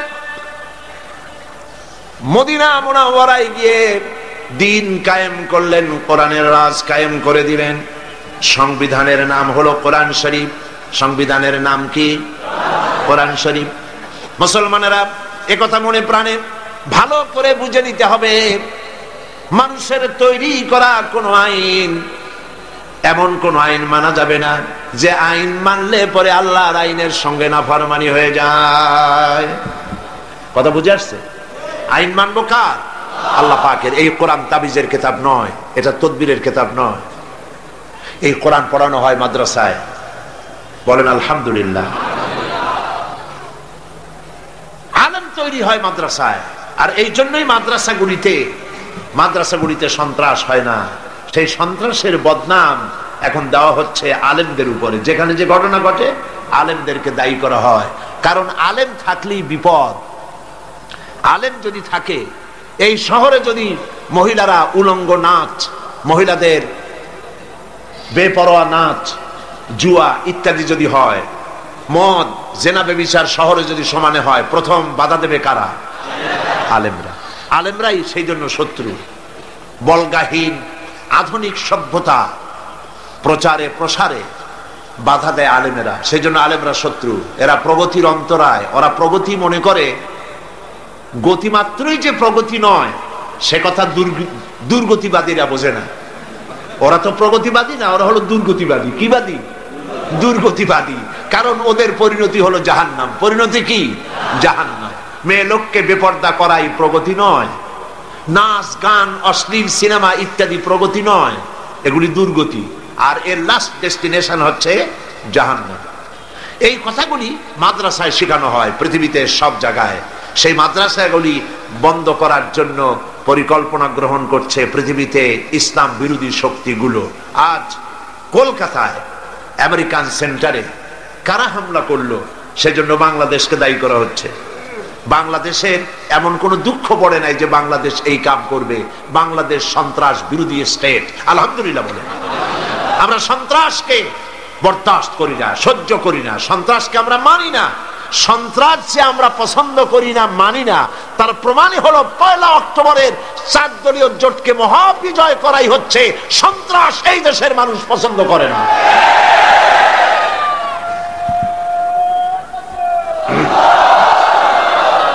और आज इंडियन गवर्नमेंट বর্ডারের পাশ দিয়ে 5 মাইল এলাকার মসজিদ মাদ্রাসা বন্ধ করে দিচ্ছে। এগুলি মারাত্মক খেল তারা খেলছে। আমরা সিলেটের এই লাখো জনতার পক্ষ থেকে ভারত সরকারের এই হীন সাম্প্রদায়িক উগ্র হিন্দু সাম্প্রদায়িকতার তীব্র নিন্দা জানাই। মাদ্রাসা মসজিদে কোনো অস্ত্র পাওয়া যায় না। মাদ্রাসা মসজিদে মানুষগুলি থাকে ভালো মানুষ। এই যে প্রিন্স চার্লস, কোন জায়গার প্রিন্স? ভিয়েতনামে, লন্ডনে। প্রিন্স চার্লস গত রমজান মাসে তিনি ইফতার করেছেন ইস্ট লন্ডন মসজিদে, যদিও তিনি রোজা রাখেন নাই, ইফতার খাইছেন।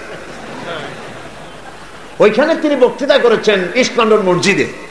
তিনি বলেছেন, আমি তখন মদিনা শরীফে পত্রিকায় দেখলাম, তিনি বলেছেন ইসলামের বিরুদ্ধে ধর্মনিরপেক্ষবাদীদের মিডিয়ার মাধ্যমে যতই অপপ্রচার করা হোক না কেন, পৃথিবীর মানুষের শান্তির নিরাপত্তার জায়গা এখনো পৃথিবীর মসজিদগুলি। যে কথা একজন নাসারা বলল, একজন খ্রিস্টান বললেন, কপাল পোড়া মুসলমানেরা সেই জায়গায় অস্ত্র তালাশ করে। কপাল পোড়া, বলেন কি পোড়া? কপাল পোড়া। আবার বাবা অস্ত্র তালাশ করবে তো বিশ্ববিদ্যালয়ে যাও, সেখানে যায় না। অস্ত্র তালাশ করতে আসে কোথায়? মাদ্রাসায়। তারপরে টেলিভিশন আছে, তাদের অনেক কিছু ভীষণ। এই টেলিভিশন গুলি দিয়ে অস্ত্র দেখাইলো, অমুক মাদ্রাসায় গেছিলাম, বিশাল অস্ত্র পাইছি, মারণাস্ত্র। কি মারণাস্ত্র? এত বড় বড় ছুরি। আরে ভাই, ছুরি তো মাদ্রাসায় থাকি। কমি মাদ্রাসা, সমস্ত মাদ্রাসাগুলিতে ছুরি আছে। এখনো যান, ছুরি পাবেন। এই ছুরি কি মানুষ জবাই করার জন্য? কি জবাই করার জন্য? কোরবানির সময় বটি দিয়া দা দিয়া গরু জবাই দেওয়া যায় না, আর বছরে একবার জবাই দেবে বলে বড় বড় ছুরি কেউ বাড়িতে রাখেও না। মাদ্রাসাগুলিতে এসব ছুরি তারা রাখে, কোরবানির দিন ছাত্রদের নামায় দেয়। ওই সব ছুরি নিয়ে বাড়ি বাড়ি যায় তারা কোরবানি দেয়। স্বার্থ আছে। স্বার্থ হলো সে কোরবানিটা দিয়ে দিল, চামড়াটা তো আপনার জন্য জায়েজ নাই, আপনি আল্লাহর রাস্তায় চামড়াটা ওরে দিবেন। ও মাদ্রাসায় এসে চামড়াটা দিবে বিক্রি করিয়া, ওর কিতাব কিনবে। গরিব মানুষের ছেলে পেলে কোরবানির চামড়া বিক্রি করা পয়সা দিয়া এই আলেমগুলি তৈরি হয়। আর সেই অস্ত্র টেলিভিশনে দেখায়, বিশাল অস্ত্র পাওয়া গেছে। কপাল পোড়ারা, আল্লাহর শাস্তি কিছুই হয় নাই, অপেক্ষা করো, আরো হবে, আরো হবে।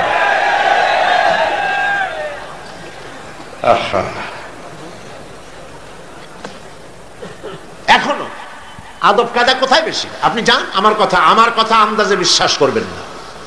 আপনারা কথাগুলি বিবেচনা করুন, যা বলি তাই ঠিক ঠিক করেন না, চিন্তা করেন, প্রমাণ করেন, দেখেন আমি ঠিক বলি কিনা। যদি অযৌক্তিক বলি, আপনারা এয়ারপোর্টে ব্যানার একটা টানায় রাখবেন, অযৌক্তিক কথা বলার কারণে সিলেটে সাইদিকে প্রবেশ করতে দেওয়া হবে না। আমি আর আসবো টাসবো না। অযৌক্তিক কথা বলার কোন অভ্যাস নাই, যুক্তিপূর্ণ কথাই বলি। এখনো যান, চেষ্টা করি কোন জায়গায় আদব কায়দা শেখানো হয়। কলেজে যান, যাই দেখেন ছাত্রদের অবস্থা কি। একজন প্রফেসর আমাকে অনেকদিন আগে বলেছিলেন, হুজুর, কলেজে শিক্ষকতার চাকরি না করিয়া যদি পানের দোকানদারি করতাম তাও ভালো হইতো। বললাম কেন? কেন বলছেন এই কথা? আপনার সার্ভিস তো নোবেল সার্ভিস, আপনি শিক্ষক। কই কি এর নোবেল সার্ভিস? ক্লাসে পড়াইয়া দোতলায় যাচ্ছি আর একটা ক্লাস করার জন্য, পিছন থেকে একজন এসে কানে ধরে টান দিল। পিছনে তাকায় দেখি এইমাত্র যে ক্লাসে আমি পড়াই আসলাম সেই ছাত্রই, একটা ছাত্র আমার কান ধরে টান দিল। আমার চোখে চোখে চোখ পড়লো, দাঁতগুলো বের করে এসে দিল। কি শালা দুলাবের ব্যাপার! আশ্চর্য কথা। শুধু তাই না, কলেজে যদি নকল করতে না দেওয়া হয়, প্রফেসর পিটাইয়া প্রিন্সিপাল বানায়, প্রিন্সিপাল পিটাইয়া ভাইস চ্যান্সেলর বানায় দেয়। এ কথা কি আমি মিথ্যা বলছি না ঠিক বলছি? বলেন আপনি। এবার যান মাদ্রাসায়, এখনো মাদ্রাসার ছাত্ররা, ওস্তাদ যদি টয়লেটে যায়, ছাত্ররা বদনাটা আগায় দিয়ে আসে, উজুর পানিটা আগায় দিয়ে আসে।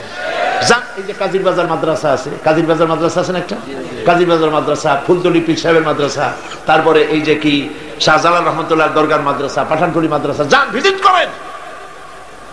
আপনি কাউকে কিছু বলবেন না, একা একা আন্দাজে যাবেন, দেখবেন শিক্ষক নামাজ পড়তে গেছে, মোদারেস তার জায় নামাজখানা বিছাই দিচ্ছে, মসজিদ থেকে নামাজ পড়ে বেরোচ্ছে, জুতা জোড়া আগায় দিচ্ছে। এই মাদ্রাসার কোরবানির চামড়া বিক্রি করা পয়সা, ফেতরার পয়সা, জাকাতের পয়সা দিয়া কিতাব কিনা কোন রকম করে দিন শিখতেছে, দিনের প্রচার করতেছে, তারা হইছে সন্ত্রাসী। আর ধর্ষণের সেঞ্চুরি যারা করলো, তোমাদের সোনার ছেলেরা, ওরা তোমাদের কলিজার টুকরা। বন্ধুগণ, নবী করিম সাল্লাল্লাহু আলাইহি ওয়াসাল্লাম রাষ্ট্রীয় ক্ষমতা হাতে নিলেন, কোরআনের আইন চালু হয়ে গেল, চুরি বন্ধ হলো, ডাকাতি বন্ধ হলো, জিনা বন্ধ হয়ে গেল। আল্লাহর নবী বললেন, খায়রুল কুরুনি কারনি, সর্বশ্রেষ্ঠ যুগ আমার যুগ, সোনার যুগ। মানুষের খাওয়ার অভাব নাই, পড়ার অভাব নাই। প্রেসিডেন্ট 12.5 লক্ষ বর্গ মাইল এলাকা তো নবীজি নিজেই রাষ্ট্র রেখে গেছেন। আজকে ওমর রাদিয়াল্লাহু তাআলা আনহু রাষ্ট্রপ্রধান, সুবহানাল্লাহ কবেন না?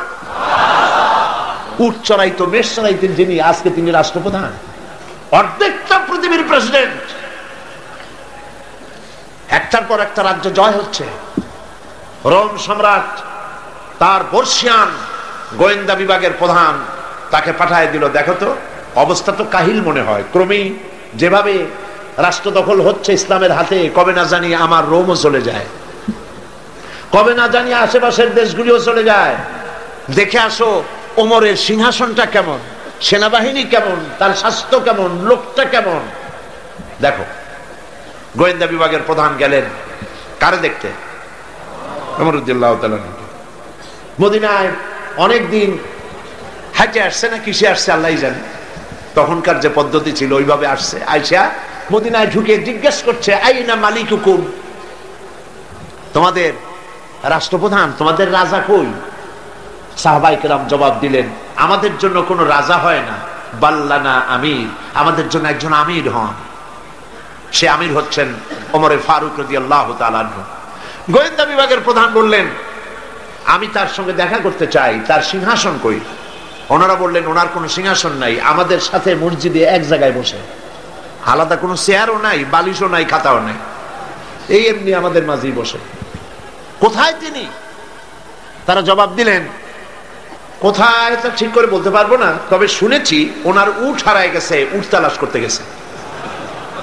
গোয়েন্দা বিভাগের প্রধান তো আকাশতে পড়ার কায়দা, কয় কি উট হারায় গেছে? তোমাদের তো চাকরি কারো থাকার কথা না, তোমরা কাউ উট হারায় গেছে আর উট তালাশ করতে গেছে। আমিরুল মুমিনিন, অর্ধেকটা পৃথিবী দখলকারী যিনি প্রেসিডেন্ট, সারা দুনিয়া কাঁপে, যার নাম শুনিয়া উট হারায় গেছে, তালাশ করতে গেছে, আশ্চর্য কথা, কয় কি?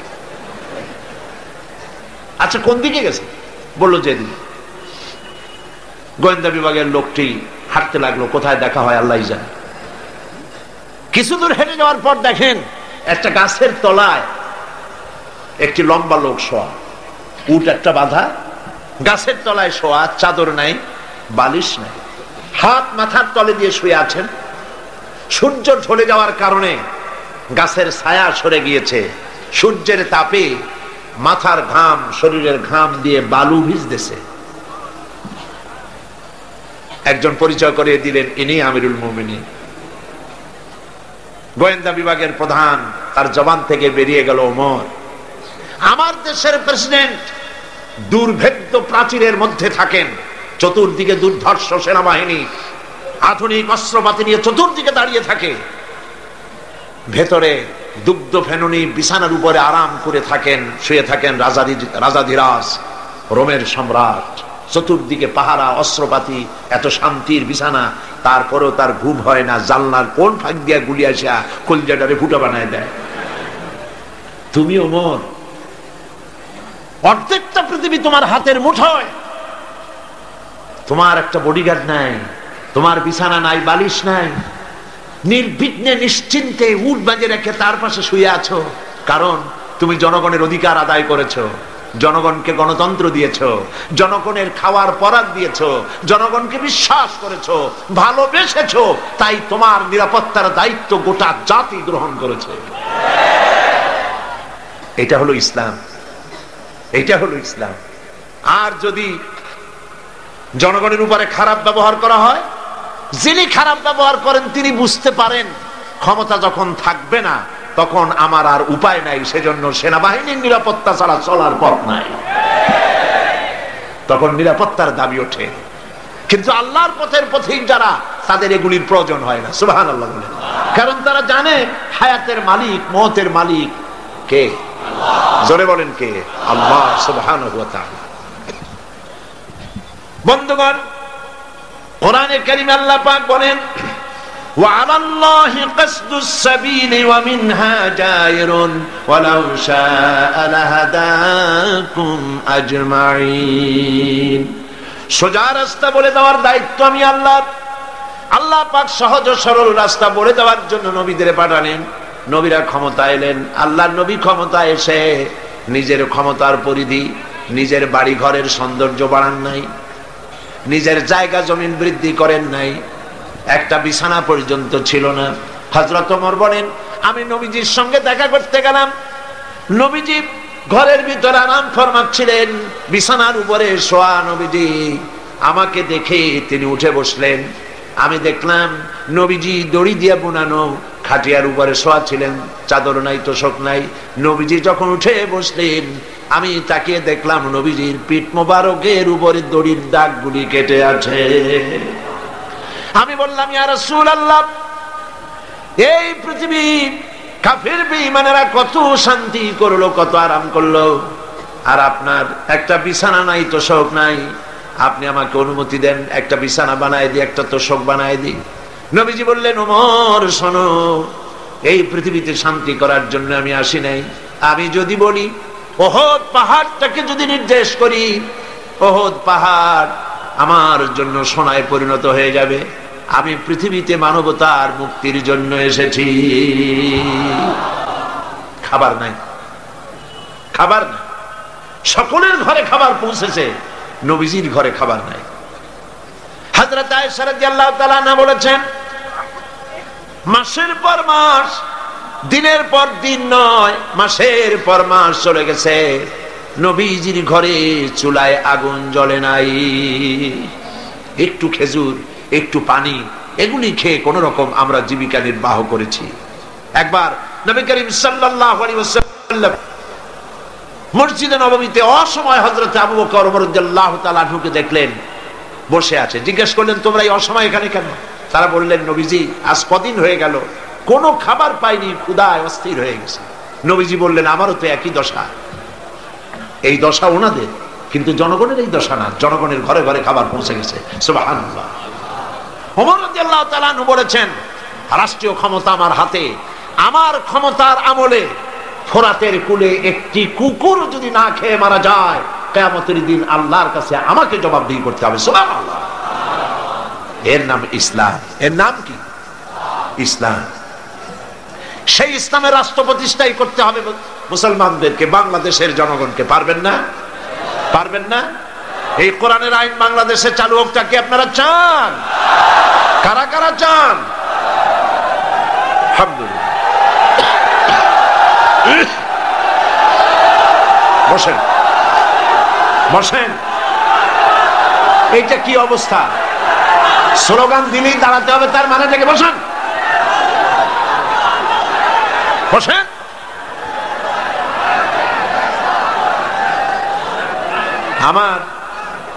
আমার মনে হয় যে আপনারা চান্স খোঁজেন।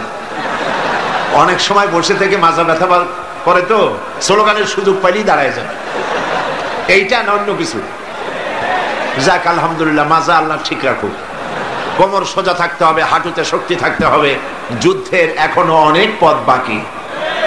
একটু জোরে সরে জিকির করেন, সুবহানাল্লাহ, আলহামদুলিল্লাহ, লা ইলাহা ইল্লাল্লাহ। জোরে, সুবহানাল্লাহ, ওয়ালহামদুলিল্লাহ লা ইলাহা ইল্লাল্লাহ লা ইলাহা ইল্লাল্লাহু মুহাম্মাদুর রাসূলুল্লাহ। একটা কথা বলে নেই, নিতান্ত লক্ষ্য করুন, নিতান্ত টয়লেটে যাওয়ার, পেশাব পায়খানার হাজত না হলে কেউ মানুষকে কষ্ট দিয়া বেরোতে চেষ্টা করবেন না। কারণ রাস্তাঘাট মাঠ সব ভর্তি, যেদিকে যাবেন সেদিকেই মানুষ, আপনি যাবার কোনো পথ পাবেন না। মানুষকে কষ্ট দেওয়া ছাড়া আপনার কোনো রাস্তা নেই।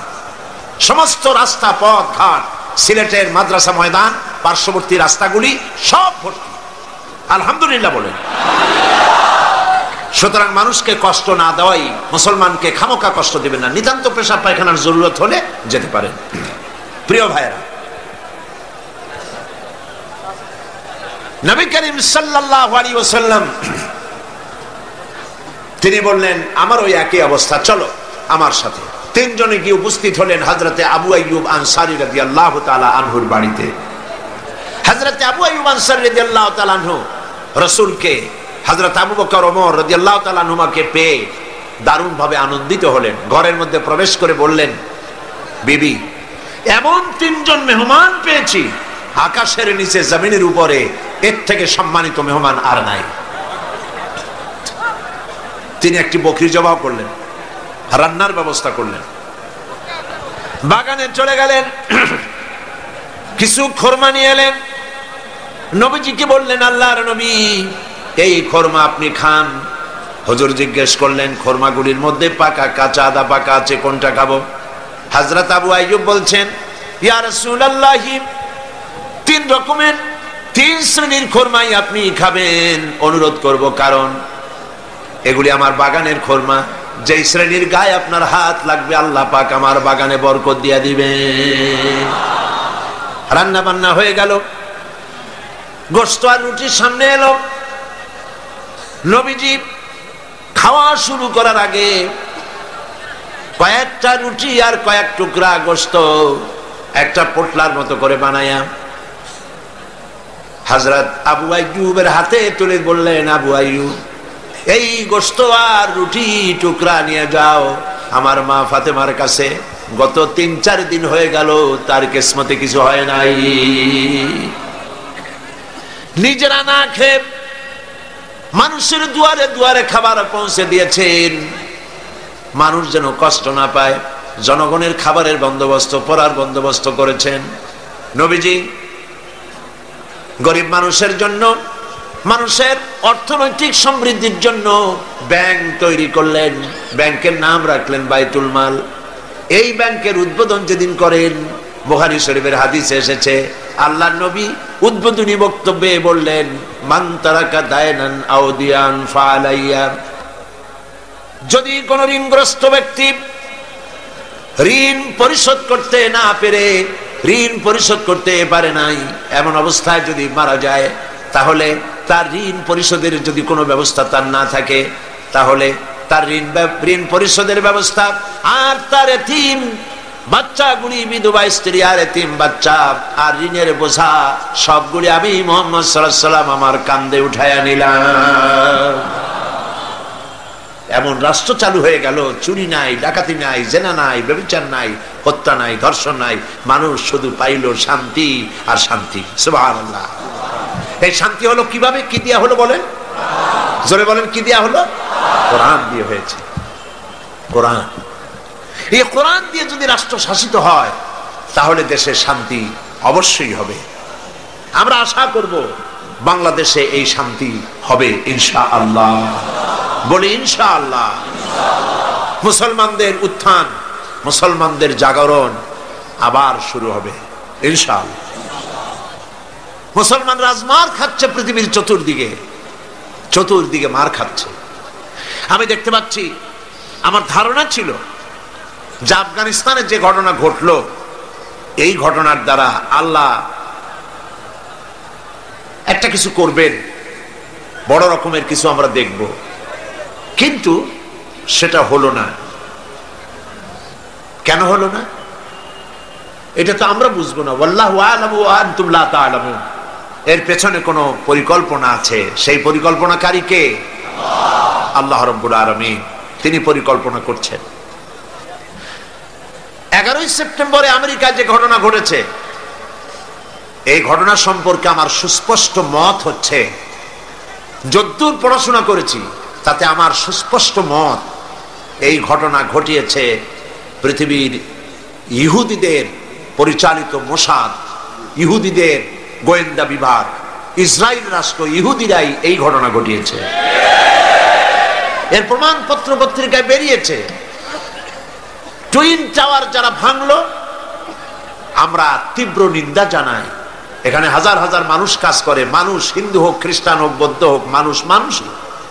এই হাজার হাজার মানুষকে যারা মারলো, যারা অর্থনৈতিক দিক থেকে আমেরিকাকে ক্ষতিগ্রস্ত করার জন্য চেষ্টা করলো, এভাবে আমরা তার নিন্দা করি, ঘৃণা জানাই। কিন্তু একথাও আমাদের বুঝতে হবে যে এই টুইন টাওয়ার, এই দুটি বিল্ডিং এ 50,000 লোক চাকরি করে, তার মধ্যে 4,000 ইহুদি আছে। দুনিয়াবাসী এ খবর জেনে ফেলেছে। ঘটনার দিন 4,000 ইহুদির একটা ইহুদিও কর্মস্থলে যায় নাই। কেন গেল না?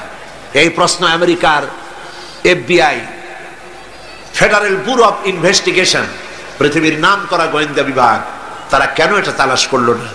ইহুদিরা কেন সেদিন আসলো না?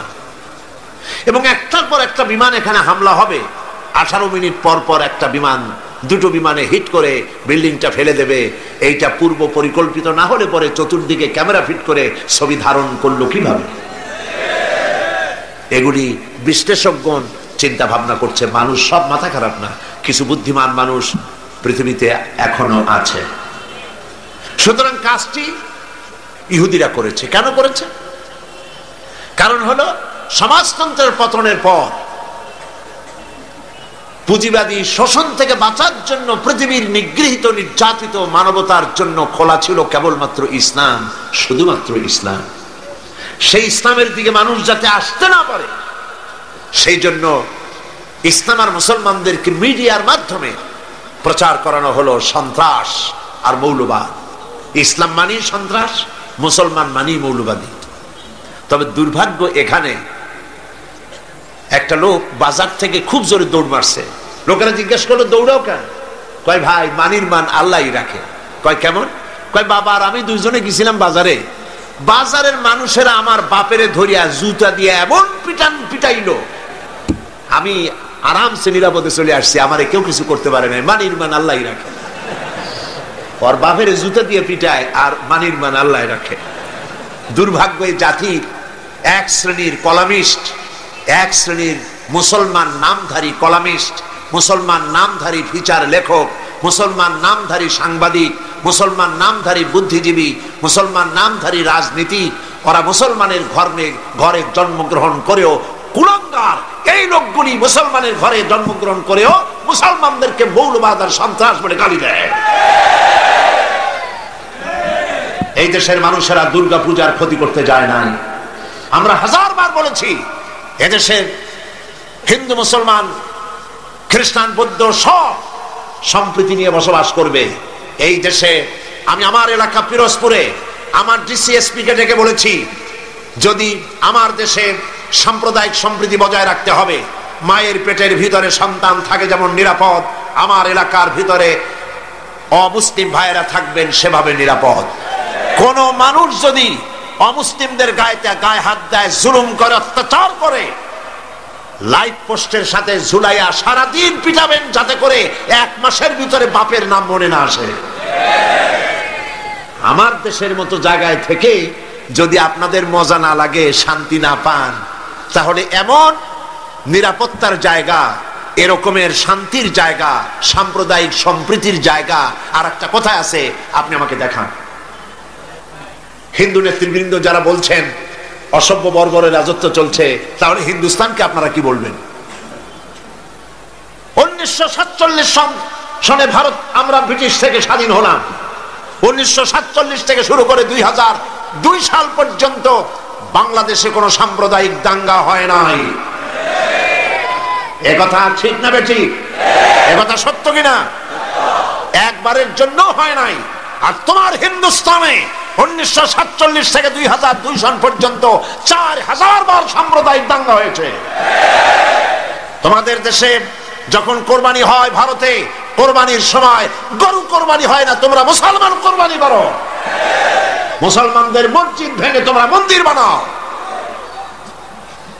এই দেশে হিন্দু মুসলমান সাম্প্রদায়িক সম্প্রীতি নিয়ে আমরা বসবাস করছি। এই দেশে সরকার বদ্ধপরিকর সাম্প্রদায়িক সম্প্রীতি তারা বজায় রাখা হবে ইনশাআল্লাহ। সুতরাং নবী তারা এসেছিলেন, আল্লাহর নবীরা পৃথিবীতে এসেছিলেন শান্তি প্রতিষ্ঠা করার জন্য। মুসলমানরা যে দেশে বেশি, ইতিহাস থেকে শুনুন, মুসলমানরা যে দেশে বেশি সেই দেশেই অমুসলিমরা বেশি নিরাপদে থাকে। আমার এই কথা ঠিক কিনা বলে? ঠিক কিনা? কেন ঠিক? ঠিক এই জন্য নবীজি বলেছেন, সংখ্যাগরিষ্ঠ মুসলিম এলাকায় যারা সংখ্যালঘু হবে তারা হবে তোমাদের জন্য আমানত। তাদের উপরে জুলুম করবে না, অত্যাচার করবে না। সংখ্যাগরিষ্ঠ মুসলমানেরা সংখ্যালঘু মুসলিমদের উপরে যদি কোনো নির্যাতন করে, জুলুম করে, কিয়ামতের দিন আমি নবী মুহাম্মদ রাসূলুল্লাহ সাল্লাল্লাহু আলাইহি ওয়াসাল্লাম মুসলমানদের বিরুদ্ধে অমুসলিমদের পক্ষ সমর্থন করে সংখ্যাগরিষ্ঠ মুসলমানদের বিরুদ্ধে আল্লাহর দরবারে মামলা দায়ের করব। এ হলো ইসলাম। সুবহানাল্লাহ। এর নাম ইসলাম। কই আমার দেশে, ভারতে, ওই কলকাতায় 7ম সংসদে এই বক্তব্য আমি রেখেছিলাম। সেখানে আজান দেওয়া বন্ধ করেছিল মাইকে। শুনছেন আপনারা পত্রিকায়? আজান দেওয়া বন্ধ কেন? শব্দ দূষণ হয়, আজান দিলে শব্দ দূষণ হয়। কপাল পোড়া। আমি পার্লামেন্টে বলছি আজানে শব্দ দূষণ হয়, সেই জন্য মাইকে আজান দেওয়া হয় না। আমার দেশে তো 1 কোটি অমুসলিম আছে। এই 1 কোটি অমুসলিমরা যখন ঢোলে বাড়ি দেয় তখন তো আমরা বলি না যে আমাদের শব্দ দূষণ হয়, আমাদের আজানের ক্ষতি হয়, আমাদের নামাজের ক্ষতি হয়। আমরা কি বলি? আমার ঢাকায়, বরিশালে, পিরোজপুরে দুর্গাপূজার সময় রাস্তা বন্ধ করে দিয়ে মাইক লাগায় গান বাজনা করা হয় 10 দিন। সিলেটে হয় না? হয় কিনা? আজানের সময় মাইক বাজায়, গান দেয়, বাজনা হয়। কোন মুসলমান গিয়ে বলছে না তোমরা বাজাইতে পারবে না? বলে? বলেছে? এর থেকে শান্তির জায়গা কোথাও আছে? আমি স্পষ্ট করে বলতে চাই, পৃথিবীতে বাংলাদেশের মতো সাম্প্রদায়িক সম্প্রীতির দেশ আর নাই। অরাজকতা সৃষ্টি করার জন্য তারা এই সমস্ত নেতৃবৃন্দকে সামনে এনে আজে বাজে কথা বলে বাংলাদেশের সাম্প্রদায়িক সম্প্রীতি বিনষ্ট করে বিশ্বের দরবারে বাংলাদেশের মর্যাদা ক্ষুণ্ণ করতে চায়, কিন্তু এই চেষ্টা তাদের ব্যর্থ হতে বাধ্য। প্রিয় ভাইরা, আল্লাহ রাব্বুল আলামিন তার কোরআন এবং নবীর সুন্নাহ দিয়েছেন দিন কায়েমের জন্য। সেই দিন যাতে কায়েম না হতে পারে সেই জন্য মৌলবাদ বলা হয়। আমি কত পয়েন্ট ভুলি নেই। আফগানিস্তানের এই ঘটনা কেন ঘটলো সেই কথাই তো বলতেছিলাম। ওইখান থেকে ঢোলের বাড়ি পর্যন্ত আসছি, এখন আবার চলেন সেখানে। ওরা নির্বিচারে একটা দেশ শেষ করে দিল। আমি যতটুকু বুঝেছি ওদের আসল টার্গেট ওসামা বিন লাদেন নয়, ওদের আসল টার্গেট হচ্ছে ইসলাম, ইসলামী আন্দোলন এবং মধ্য এশিয়ার তেল সম্পদ আসল টার্গেট। কিন্তু আল্লাহ পাকের চাইতে শক্তিশালী পৃথিবীতে আকাশেও কেউ নাই, জমিনেও কেউ নাই। তুমি যত বুদ্ধি করবা, যতই শক্তি ক্ষমতা দেখাবা, আল্লাহ পাকের সামনে কিছুই কুলাবে না। ঘটনা অন্যরকম ঘটতেছে, অন্যরকম ঘটতেছে। কিরকম? আমেরিকা বিশাল দেশ। আমি আমেরিকার 22টা স্টেট সফর করেছি। বিশাল দেশ, কয়েকটা দেশ নিয়ে একটা মহাদেশ হয়, আর আস্থা আমেরিকা একটা মহাদেশ নিয়ে একটা দেশ। আমি আমাদের দেশটা কটটুক দেখেন। ঢাকা থেকে যদি F-28 বিমানে করে যদি আপনি বাংলাদেশ থেকে রওনা করেন, দেশ ছাড়তে চান, আধা ঘন্টা কি 35 মিনিট সময় লাগবে। ডিসি ট্রেনে যদি ওঠেন তাহলে 20 মিনিটের মধ্যে বা আধা ঘন্টার কাছাকাছি সময় দেশ শেষ হয়ে যাবে। যদি আপনি ফাইটারে ওঠেন মাত্র 9 থেকে 11 মিনিটের মধ্যে বাংলাদেশ শেষ হয়ে যাবে। এই হলো আমার দেশ। আমেরিকা একটা দেশ। নিউ ইয়র্ক থেকে প্লেনে চড়েছি ক্যালিফোর্নিয়া যাওয়ার জন্য, 7 ঘন্টা সময় লেগেছে। একটা দেশ, একদিকে আটলান্টিক মহাসাগর, আর একদিকে প্রশান্ত মহাসাগর। কি বিশাল দেশ! এই দেশের মানুষগুলি সব বেকুব নয়, পাগল নয়। আফগান নিরীহ এই মুসলমানদের উপরে, দেশগুলির উপরে আক্রমণ এবং একটার পর একটা দেশের উপরে আক্রমণ করার পরিকল্পনা দেখে সেখানকার লোকেরা চিন্তা ভাবনা করছে, কেন মুসলমানদের উপরে আক্রমণ হচ্ছে, বিষয়টা কি, এরা কি মৌলবাদ, কি সন্ত্রাস, টেররিস্ট শুধু মুসলমান, শুধু ইসলাম, আর কিছু নাই পৃথিবীতে, কেন, কারণটা কি? তারা খোঁজ করা শুরু করেছে, ইসলাম জানার চেষ্টা করছে। আমাদের কাছে রিপোর্ট এসেছে, ইসলামী বইপত্র, কোরআন শরীফ আর ইসলামী বইপত্র আমেরিকায় দেধারসে বিক্রি হচ্ছে, আগের তুলনায় 50 গুণ বিক্রি বেশি হচ্ছে। এবং 11 সেপ্টেম্বরের ঘটনার পর থেকে নিয়ে এই পর্যন্ত আমেরিকান খ্রিস্টান মুসলমানদের ইসলাম গ্রহণ করার হার 4 গুণ বেড়ে গেছে। ঠেকাবে কি করে? আল্লাহর নূর, ঠেকাবার উপায় নাই। আবু জাহেল তো চাইছিল মক্কা শরীফই মুহাম্মদ সাল্লাল্লাহু আলাইহি ওয়াসাল্লামকে ঠেকায় দেবে, পারছে? আল্লামা ইকবাল বলেছেন, মাগরিব কি ওয়াদিও মে गूंजी अदा हमारी, मगरिब की वादियों में गूंजी अदा हमारी, थमथा न था किसी से सैल रवा हमारा। প্রাচ্য এবং প্রতীচ্য, পাহাড় এবং পর্বতে, ইথার এবং বাতাসে রণিত, অনুরণিত, ধ্বনিত, প্রতিধ্বনিত হয়ে বিশ্বের চতুর্দিকে ছড়ায় পড়বে আমার আজানের আওয়াজ, কেউ ঠেকাতে পারবে না। ইসলাম বিশ্বের চতুর্দিকে ছড়িয়ে পড়বে, ঠেকাবার উপায় নাই। কয়জন মারবা? এখন পৃথিবীতে 140 কোটি মুসলমান, 140 কোটি মুসলমান, কতগুলি মারবা?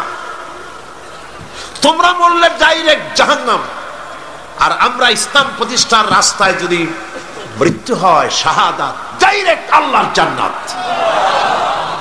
তোমাদের বেঁচে থাকাও বরবাদ, মরে যাও বরবাদ। আর ইসলামের পথে যারা, তাদের বাঁচাও আল্লাহ পাকের রহমত, আর মরে যাও রহমত। সেই জন্যে ইসলামের পক্ষে আজ সারা বিশ্ব ইসলামের বিপক্ষে কাজ করছে, আর মুসলমানদেরকে এই সময় ইসলামের পক্ষে টিকে থাকতে হবে, ইসলামকে জানতে হবে, বুঝতে হবে, ইসলামের উপরে টিকে থাকতে হবে। তাহলেই আমাদের বিজয় অতি সন্নিকট। আমার তো মনে হয় আর বেশি দেরি লাগবে না, ইসলামের বিজয়ের একটা সময় এসে গেছে ইনশাআল্লাহ। মায়ের যখন প্রসব যন্ত্রণা শুরু হয়, তখন বোঝা যায় বাচ্চা হইতে আর সময় লাগবে না, ঠিক কিনা? ঠিক কিনা? আজ পৃথিবীর প্রসব যন্ত্রণা শুরু হয়েছে, তাম পৃথিবীর চতুর্দিকে মুসলমানদের উপরে জুলুম অত্যাচার শুরু হয়েছে। এই জুলুম অত্যাচারের মধ্য দিয়ে আগামীকাল যে সূর্য উদিত হবে, সেই সূর্য হবে ইসলামের জন্য, আল্লাহর দ্বীনের জন্য, মুসলমানদের জন্যই সেটা হবে। তাম পৃথিবীর বুকে আল্লাহর দেওয়া বিধান ও কোরআনের রায় কায়েম হওয়ার জন্য সময় আর বেশি দূরে নয়। এজন্য মুসলমানদেরকে ঐক্যবদ্ধ হয়ে নবীর পথ ধরতে হবে, নবীর রাস্তা ধরতে হবে। আল্লাহ পাক নবীকে যে উদ্দেশ্যে পাঠাইছেন, কোরআন যে উদ্দেশ্যে নাজিল করেছেন, সেই উদ্দেশ্য ধরে আমরা যদি জীবন চালাতে পারি, আল্লাহর রহমত আমরা লাভ করতে পারবো। আল্লাহ পাক আমাদেরকে, আল্লাহ পাক বলেছেন কোরআনে কারীমের মধ্যে, ওয়া কানা হাক্কান আলাইনা নাসরুল মুমিনিন। আল্লাহ রাব্বুল আলামিন বলেন, মুমিনদেরকে সাহায্য করা আমি আল্লাহর জন্য ওয়াজিব। সুবহানাল্লাহ বলেন, মুমিনদেরকে সাহায্য করা আমি আল্লাহর জন্য ওয়াজিব। মুসলমান বেশি হওয়া লাগবে, সৈন্য সংখ্যা বেশি হতে হবে, অস্ত্র বেশি হতে হবে। আল্লাহ পাক এগুলি বলেননি। অস্ত্র লাগবে, এটা ঠিক, অস্ত্র লাগবে। কিসের জন্য? দিন প্রতিষ্ঠার জন্য। কেউ যদি আমাদের মারে, তাহলে আমরা তো আর বসে বসে আঙ্গুল চুষতে পারবো না, কি বলেন, ঠিক কিনা? এই জন্য জিহাদে আল্লাহর মদদ পাওয়া যায়। মুসলমানেরা আল্লাহর দেওয়া বিধান কায়েমের জন্য যদি চেষ্টা চালায়, আল্লাহ পাক বলেছেন ওয়ালা তাহিনু ওয়ালা তাহজানু ওয়া আনতুমুল আলাউনা ইন কুনতুম মুমিনিন। কোনো ভয় নাই, কোনো চিন্তা নাই, যদি মুমিন হও আমি আল্লাহ তোমাদেরকে জয়ী করব। সুবহানাল্লাহ। 10 জন সূরা আনফাল আল্লাহ পাক বলেছেন 10 জন ইমানদার সাবের মুত্তাকি যদি হও 100-র উপরে বিজয়ী করব। সুবহানাল্লাহ কবেন না? 100 যদি হও ইমানদার সাবের মুত্তাকি 1000 কাফেরের উপর বিজয়ী করব। সুবহানাল্লাহ। আল্লাহ পাক আজও তার রহমত নিয়ে আসেন আমরা যদি মুমিন হই। বদরের মাঠে জিহাদের ময়দানে একজন সাহাবী বলছেন ইয়া রাসূলুল্লাহ, জিহাদের ময়দানে সবাই নেমে গিয়েছে, আমি একজন যুবক মানুষ মুসলমান, আমার কাছে কোনো অস্ত্র নাই, মেহেরবানি করে একটা অস্ত্র দেন, আমি জিহাদের শরীক হয়ে যাই। হুজুর বললেন আমার কাছে অস্ত্র নাই। তিনি বললেন ইসলামের এই প্রথম জিহাদে আমি কি করে নীরব দর্শকের ভূমিকা পালন করি, যা পারেন তাই দেন আপনার হাত দিয়া। নবীজি এদিক ওদিক তাকায়া একটা শুকনা খেজুরের ডাল পেলেন, শুকনা খেজুরের ডালটা ধরাই দিলেন সাহাবীর হাতে। সাহাবী বলেন নবীজির হাতের দেওয়া শুকনা খেজুরের ডাল দিয়া জিহাদের ময়দানে ঝাঁপিয়ে পড়লাম। ধারালো তরবার দিয়ে আঘাত করলে যেমন কাম হয়, নবীর দেওয়া শুকনা খেজুরের ডাল দিয়ে আঘাত করার সঙ্গে সঙ্গে কাফের দ্বিগণ্ডিত হয়ে পড়তে লাগলো। কবি বলছেন ফিজাই বদরি পয়দা কুন ফেরেশতে তেরি নুসরত কো, ফিজাই বদরে পয়দা কুন ফেরেশতে তেরি নুসরত কো, उतर सकते गर्दू से कतर अंदर कतर अब्बी। বদরের মুসলমানের মতো ঈমান আজ যদি তোমাদের ভিতরে থাকে, আল্লাহ রাব্বুল আলামিন কাতারে কাতারে ফেরেশতা তোমাদের সাহায্যের জন্য নামায়া দিবে। ঈমানদার হও, মুসলমান হও, আল্লাহ পাক সাহায্য করবেন। আল্লাহ পাকের সাহায্য নিয়ে আমরা কি করতে চাই? দিন প্রতিষ্ঠা করতে চাই। আমরা মারামারি করতে চাই না, আমরা পাশ্চাত্যকে বুঝাতে চাই। খ্রিস্টান, মুশরিক, ইহুদি, দুনিয়ার তাবত ইসলাম বিরোধীদেরকে বুঝাতে চাই ইসলাম সন্ত্রাসে বিশ্বাস করে না, ইসলাম যুদ্ধে বিশ্বাস করে না, ইসলাম শান্তিতে বিশ্বাস করে। নবীজি যত যুদ্ধ করেছেন সবগুলি আক্রান্ত হয়েছেন, ডিফেন্সিভ ওয়ার, সবগুলি আত্মরক্ষামূলক যুদ্ধ করেছেন, নিজে আগ বাড়াইয়া কারো সাথে আক্রমণ করে নাই। সুতরাং আপনাদের যুদ্ধ যেমন আপনারা যুদ্ধ করেন দেশ দখল করে, সেই দেশে নিজের ক্ষমতা চালু করে ক্ষমতার ব্যাপ্তি পরিধি আরো বাড়াবার জন্য ইসলাম এভাবে লড়াই করে না। ইসলাম চায় পৃথিবীর মানুষ আল্লাহর মানুষের উপরে আল্লাহর আইন কায়েম করার জন্য তারা চেষ্টা চালায়। এই চেষ্টায় যদি কেউ সশস্ত্র বাধা দেয়, সেই বাধার মোকাবেলা ইসলাম করে জিহাদের নামে। মুসলমানেরা জিহাদের নামেই সেটা করে, ঠিক কি? সেই জন্য ইসলামকে ভুল বুঝাবার কোনো কারণ নাই। আমি আবারও সিলেটের সমস্ত মুসলমান ভাইদের বলি, আপনারা পৃথিবীর চতুর্দিকে ছড়িয়ে আছেন, ইউরোপে, আমেরিকায়, মধ্য এশিয়ায়, আফ্রিকায়, দুনিয়ার চতুর্দিকে আপনারা আছেন। আপনারা মানুষের কাছে যান, দিনের দাওয়াত নিয়ে ছড়িয়ে পড়ুন, মানুষকে বুঝান ইসলামের মধ্যে সন্ত্রাস নাই, সাম্প্রদায়িকতা নাই। ইসলাম আল্লাহর দেওয়া দিন প্রতিষ্ঠা করতে চায়। মুসলমানেরা পৃথিবীর সব থেকে বেশি শান্তিকামী, তারা মারামারিতে, হত্যা, জিঘাংসায় বিশ্বাস করে না। এই কথাগুলি মানুষকে বুঝান, নামাজ পড়ুন, দিনদার হন, ইমানদার হন, পরেজগার হন। আল্লাহ পাক যেন আমাদের তাই বানান, বলেন আমিন। প্রতি বছর আমি নামাজের কথা আপনাদের সামনে বলি, আজও না বলে পারি না, কারণ শুধুমাত্র ওয়াজ শুনলে হবে না।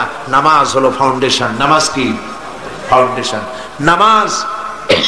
নামাজ লা দীনা লিমান লা সালাত লাহু, যার কাছে নামাজ নাই তার কাছে দিন নাই, ঈমান নাই, চরিত্র নাই, কিছুই নাই।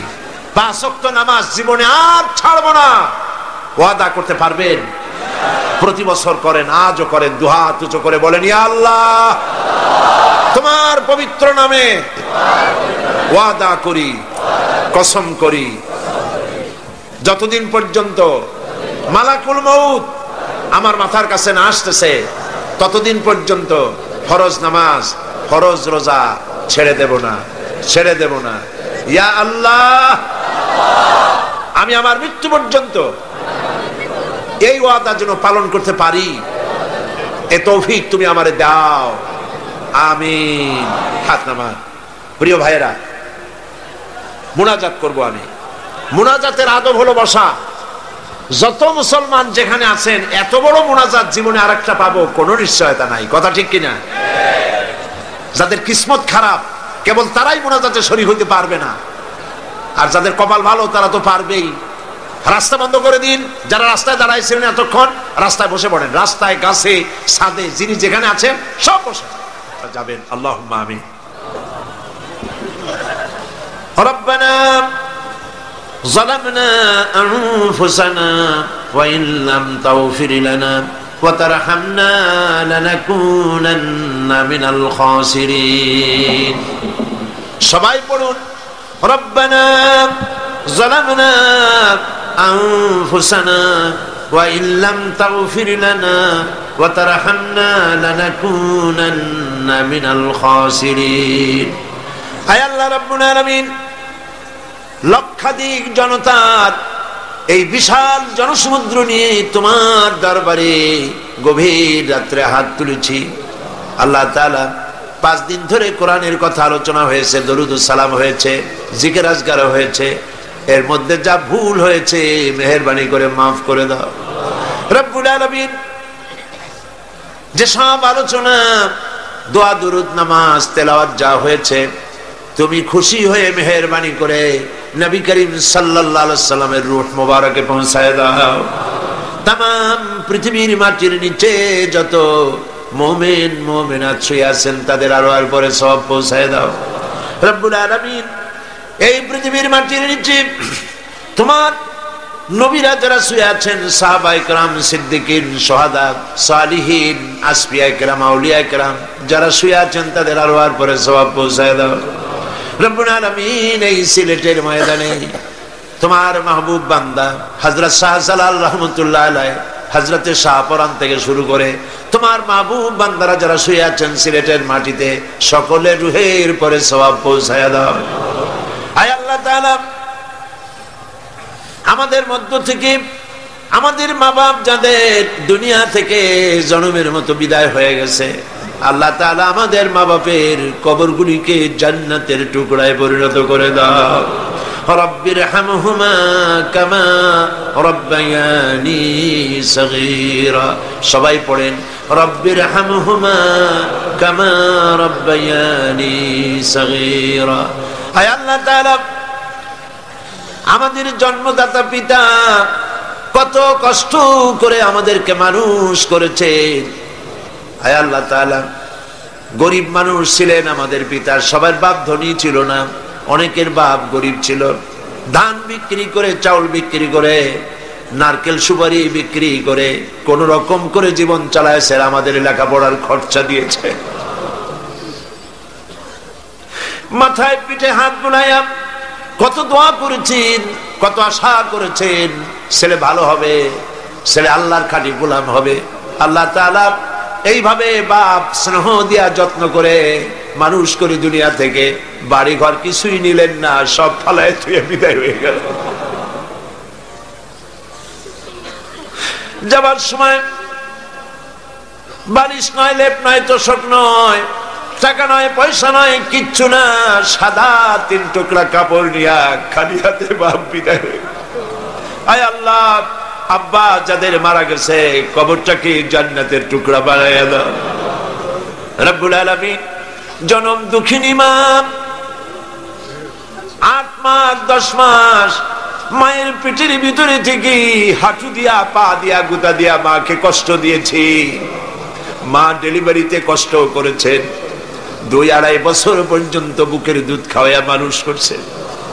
প্রচন্ড মাঘের শীতে, প্রচন্ড মাঘের শীতে মায়ের কোলে থেকে পেশাব পায়খানা করে মায়ের কাপড় চোপড় নষ্ট করে দিয়েছে। মা রাগ করে আছাড় দেন নাই, একটা থাপ্পড়ও লাগান নাই। বাইরে নিয়ে পানি দিয়ে ধুয়ে সাফ করে কান্না মুখে শত চুমা দিয়া হাসি ফুটাইছেন যে মা, ওই মা যার বিদায় হয়ে গেল, কবরটাকে বেহেশতের বাগান বানাইয়া দাও। রব্বিরহামহুমা কামা রব্বায়ানি সগীরা। আবারও পড়েন রব্বিরহামহুমা কামা রব্বায়ানি সগীরা। আয় আল্লাহ তাআলা, আমাদের দাদা-দাদি, নানা-নানি, আত্মীয়-স্বজন, পাড়া প্রতিবেশী যার যা মারা গেছে প্রত্যেকের রুহের পরে সওয়াব পৌঁছায় দাও রব্বুল আলামিন।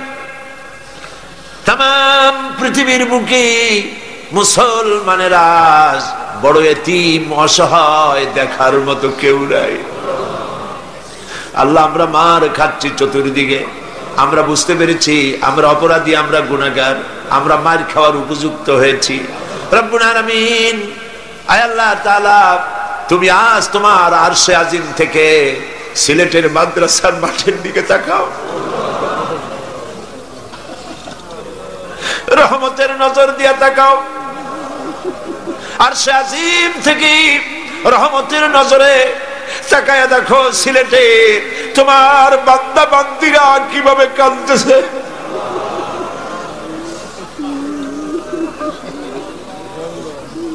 রব্বুল আলামিন, শয়তানের ওয়াসওয়াসায় পড়ে আমরা গুনাহ করেছি, আজকে বিনীতভাবে ক্ষমা চাই, মাফ করে দাও। তোমার নবী বলেছেন গুনাহ করে যে তওবা করে সে যেন কোনো গুনাহই করে নাই। আল্লাহ, আমাদের ভুলগুলি স্বীকার করতেছি, বয়সের দোষে, শয়তানের দোষে, শয়তানের প্ররোচনায় পড়ে যা করছি, তোমার কাছে মাথা নিচু করে গোলামের মতো মাপ চাই, দয়া করে আমাদের মাফ করে দাও। রব্বুল আলামিন, মা বোনেরা কষ্ট করে এসেছেন, আল্লাহ তাআলা সিলেটের মা বোনদের উপরে রহমত নাজিল করো, নিঃসন্তানীকে সন্তান দিয়ে দাও। স্বামী স্ত্রীর মধ্যে মনোমালিন্য থাকলে আল্লাহ মহব্বত পয়দা করে দাও। আল্লাহ, রোগ ব্যাধি বিমার আজার যা আছে আল্লাহ তুমি মাফ করে দাও।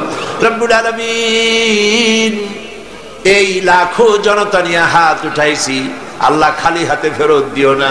আল্লাহুম্মা লা তারুদ্দানা খাইবিন, আল্লাহুম্মা লা তারুদ্দানা খাইবিন, আল্লাহুম্মা লা তারুদ্দানা খাইবিন। আল্লাহ, একেবারে কিছু না দিয়ে খালি হাতে ফেরত দিও না। কান্দেন ভাইরা, আল্লাহর কাছে কান্দেন, আল্লাহ একেবারে কিছু না দিয়ে খালি হাতে ফিরাই দিও না। আল্লাহ, আল্লাহ তাআলা, আমরা গুনাহগার, শর্মিষ্ঠা, লজ্জিত, দুঃখিত, আল্লাহ আমাদের মাফ করে দাও। আল্লাহ, পৃথিবীতে কাফের দিয়ে আমাদের মার খাওয়ায় না, ইহুদি, নাসারা, মুশরিক, নাস্তিক, মুরতাদ এগুলো দিয়ে আমাদেরকে মার খাওয়ায় না। মাবুদ, তুমি আমাদের উপর রহমত নাজিল করো। সমস্ত মুসলমান নরনারী মাথা নিচু করুন, চক্ষু বন্ধ করুন, যা চাইবার চান। আল্লাহ রহমানুর রহিম, গফুরুর রহিম। এত বড় মাহফিলের মোনাজাত আল্লাহ ফিরাই দেন না, দিতে পারেন না। তিনি রহমান রহিম। মাথা নিচু করে, চক্ষু বন্ধ করে, কাঁদে কাঁদে যার যা বলার দরকার বলে, দোয়া কবুল হবে ইনশাআল্লাহ।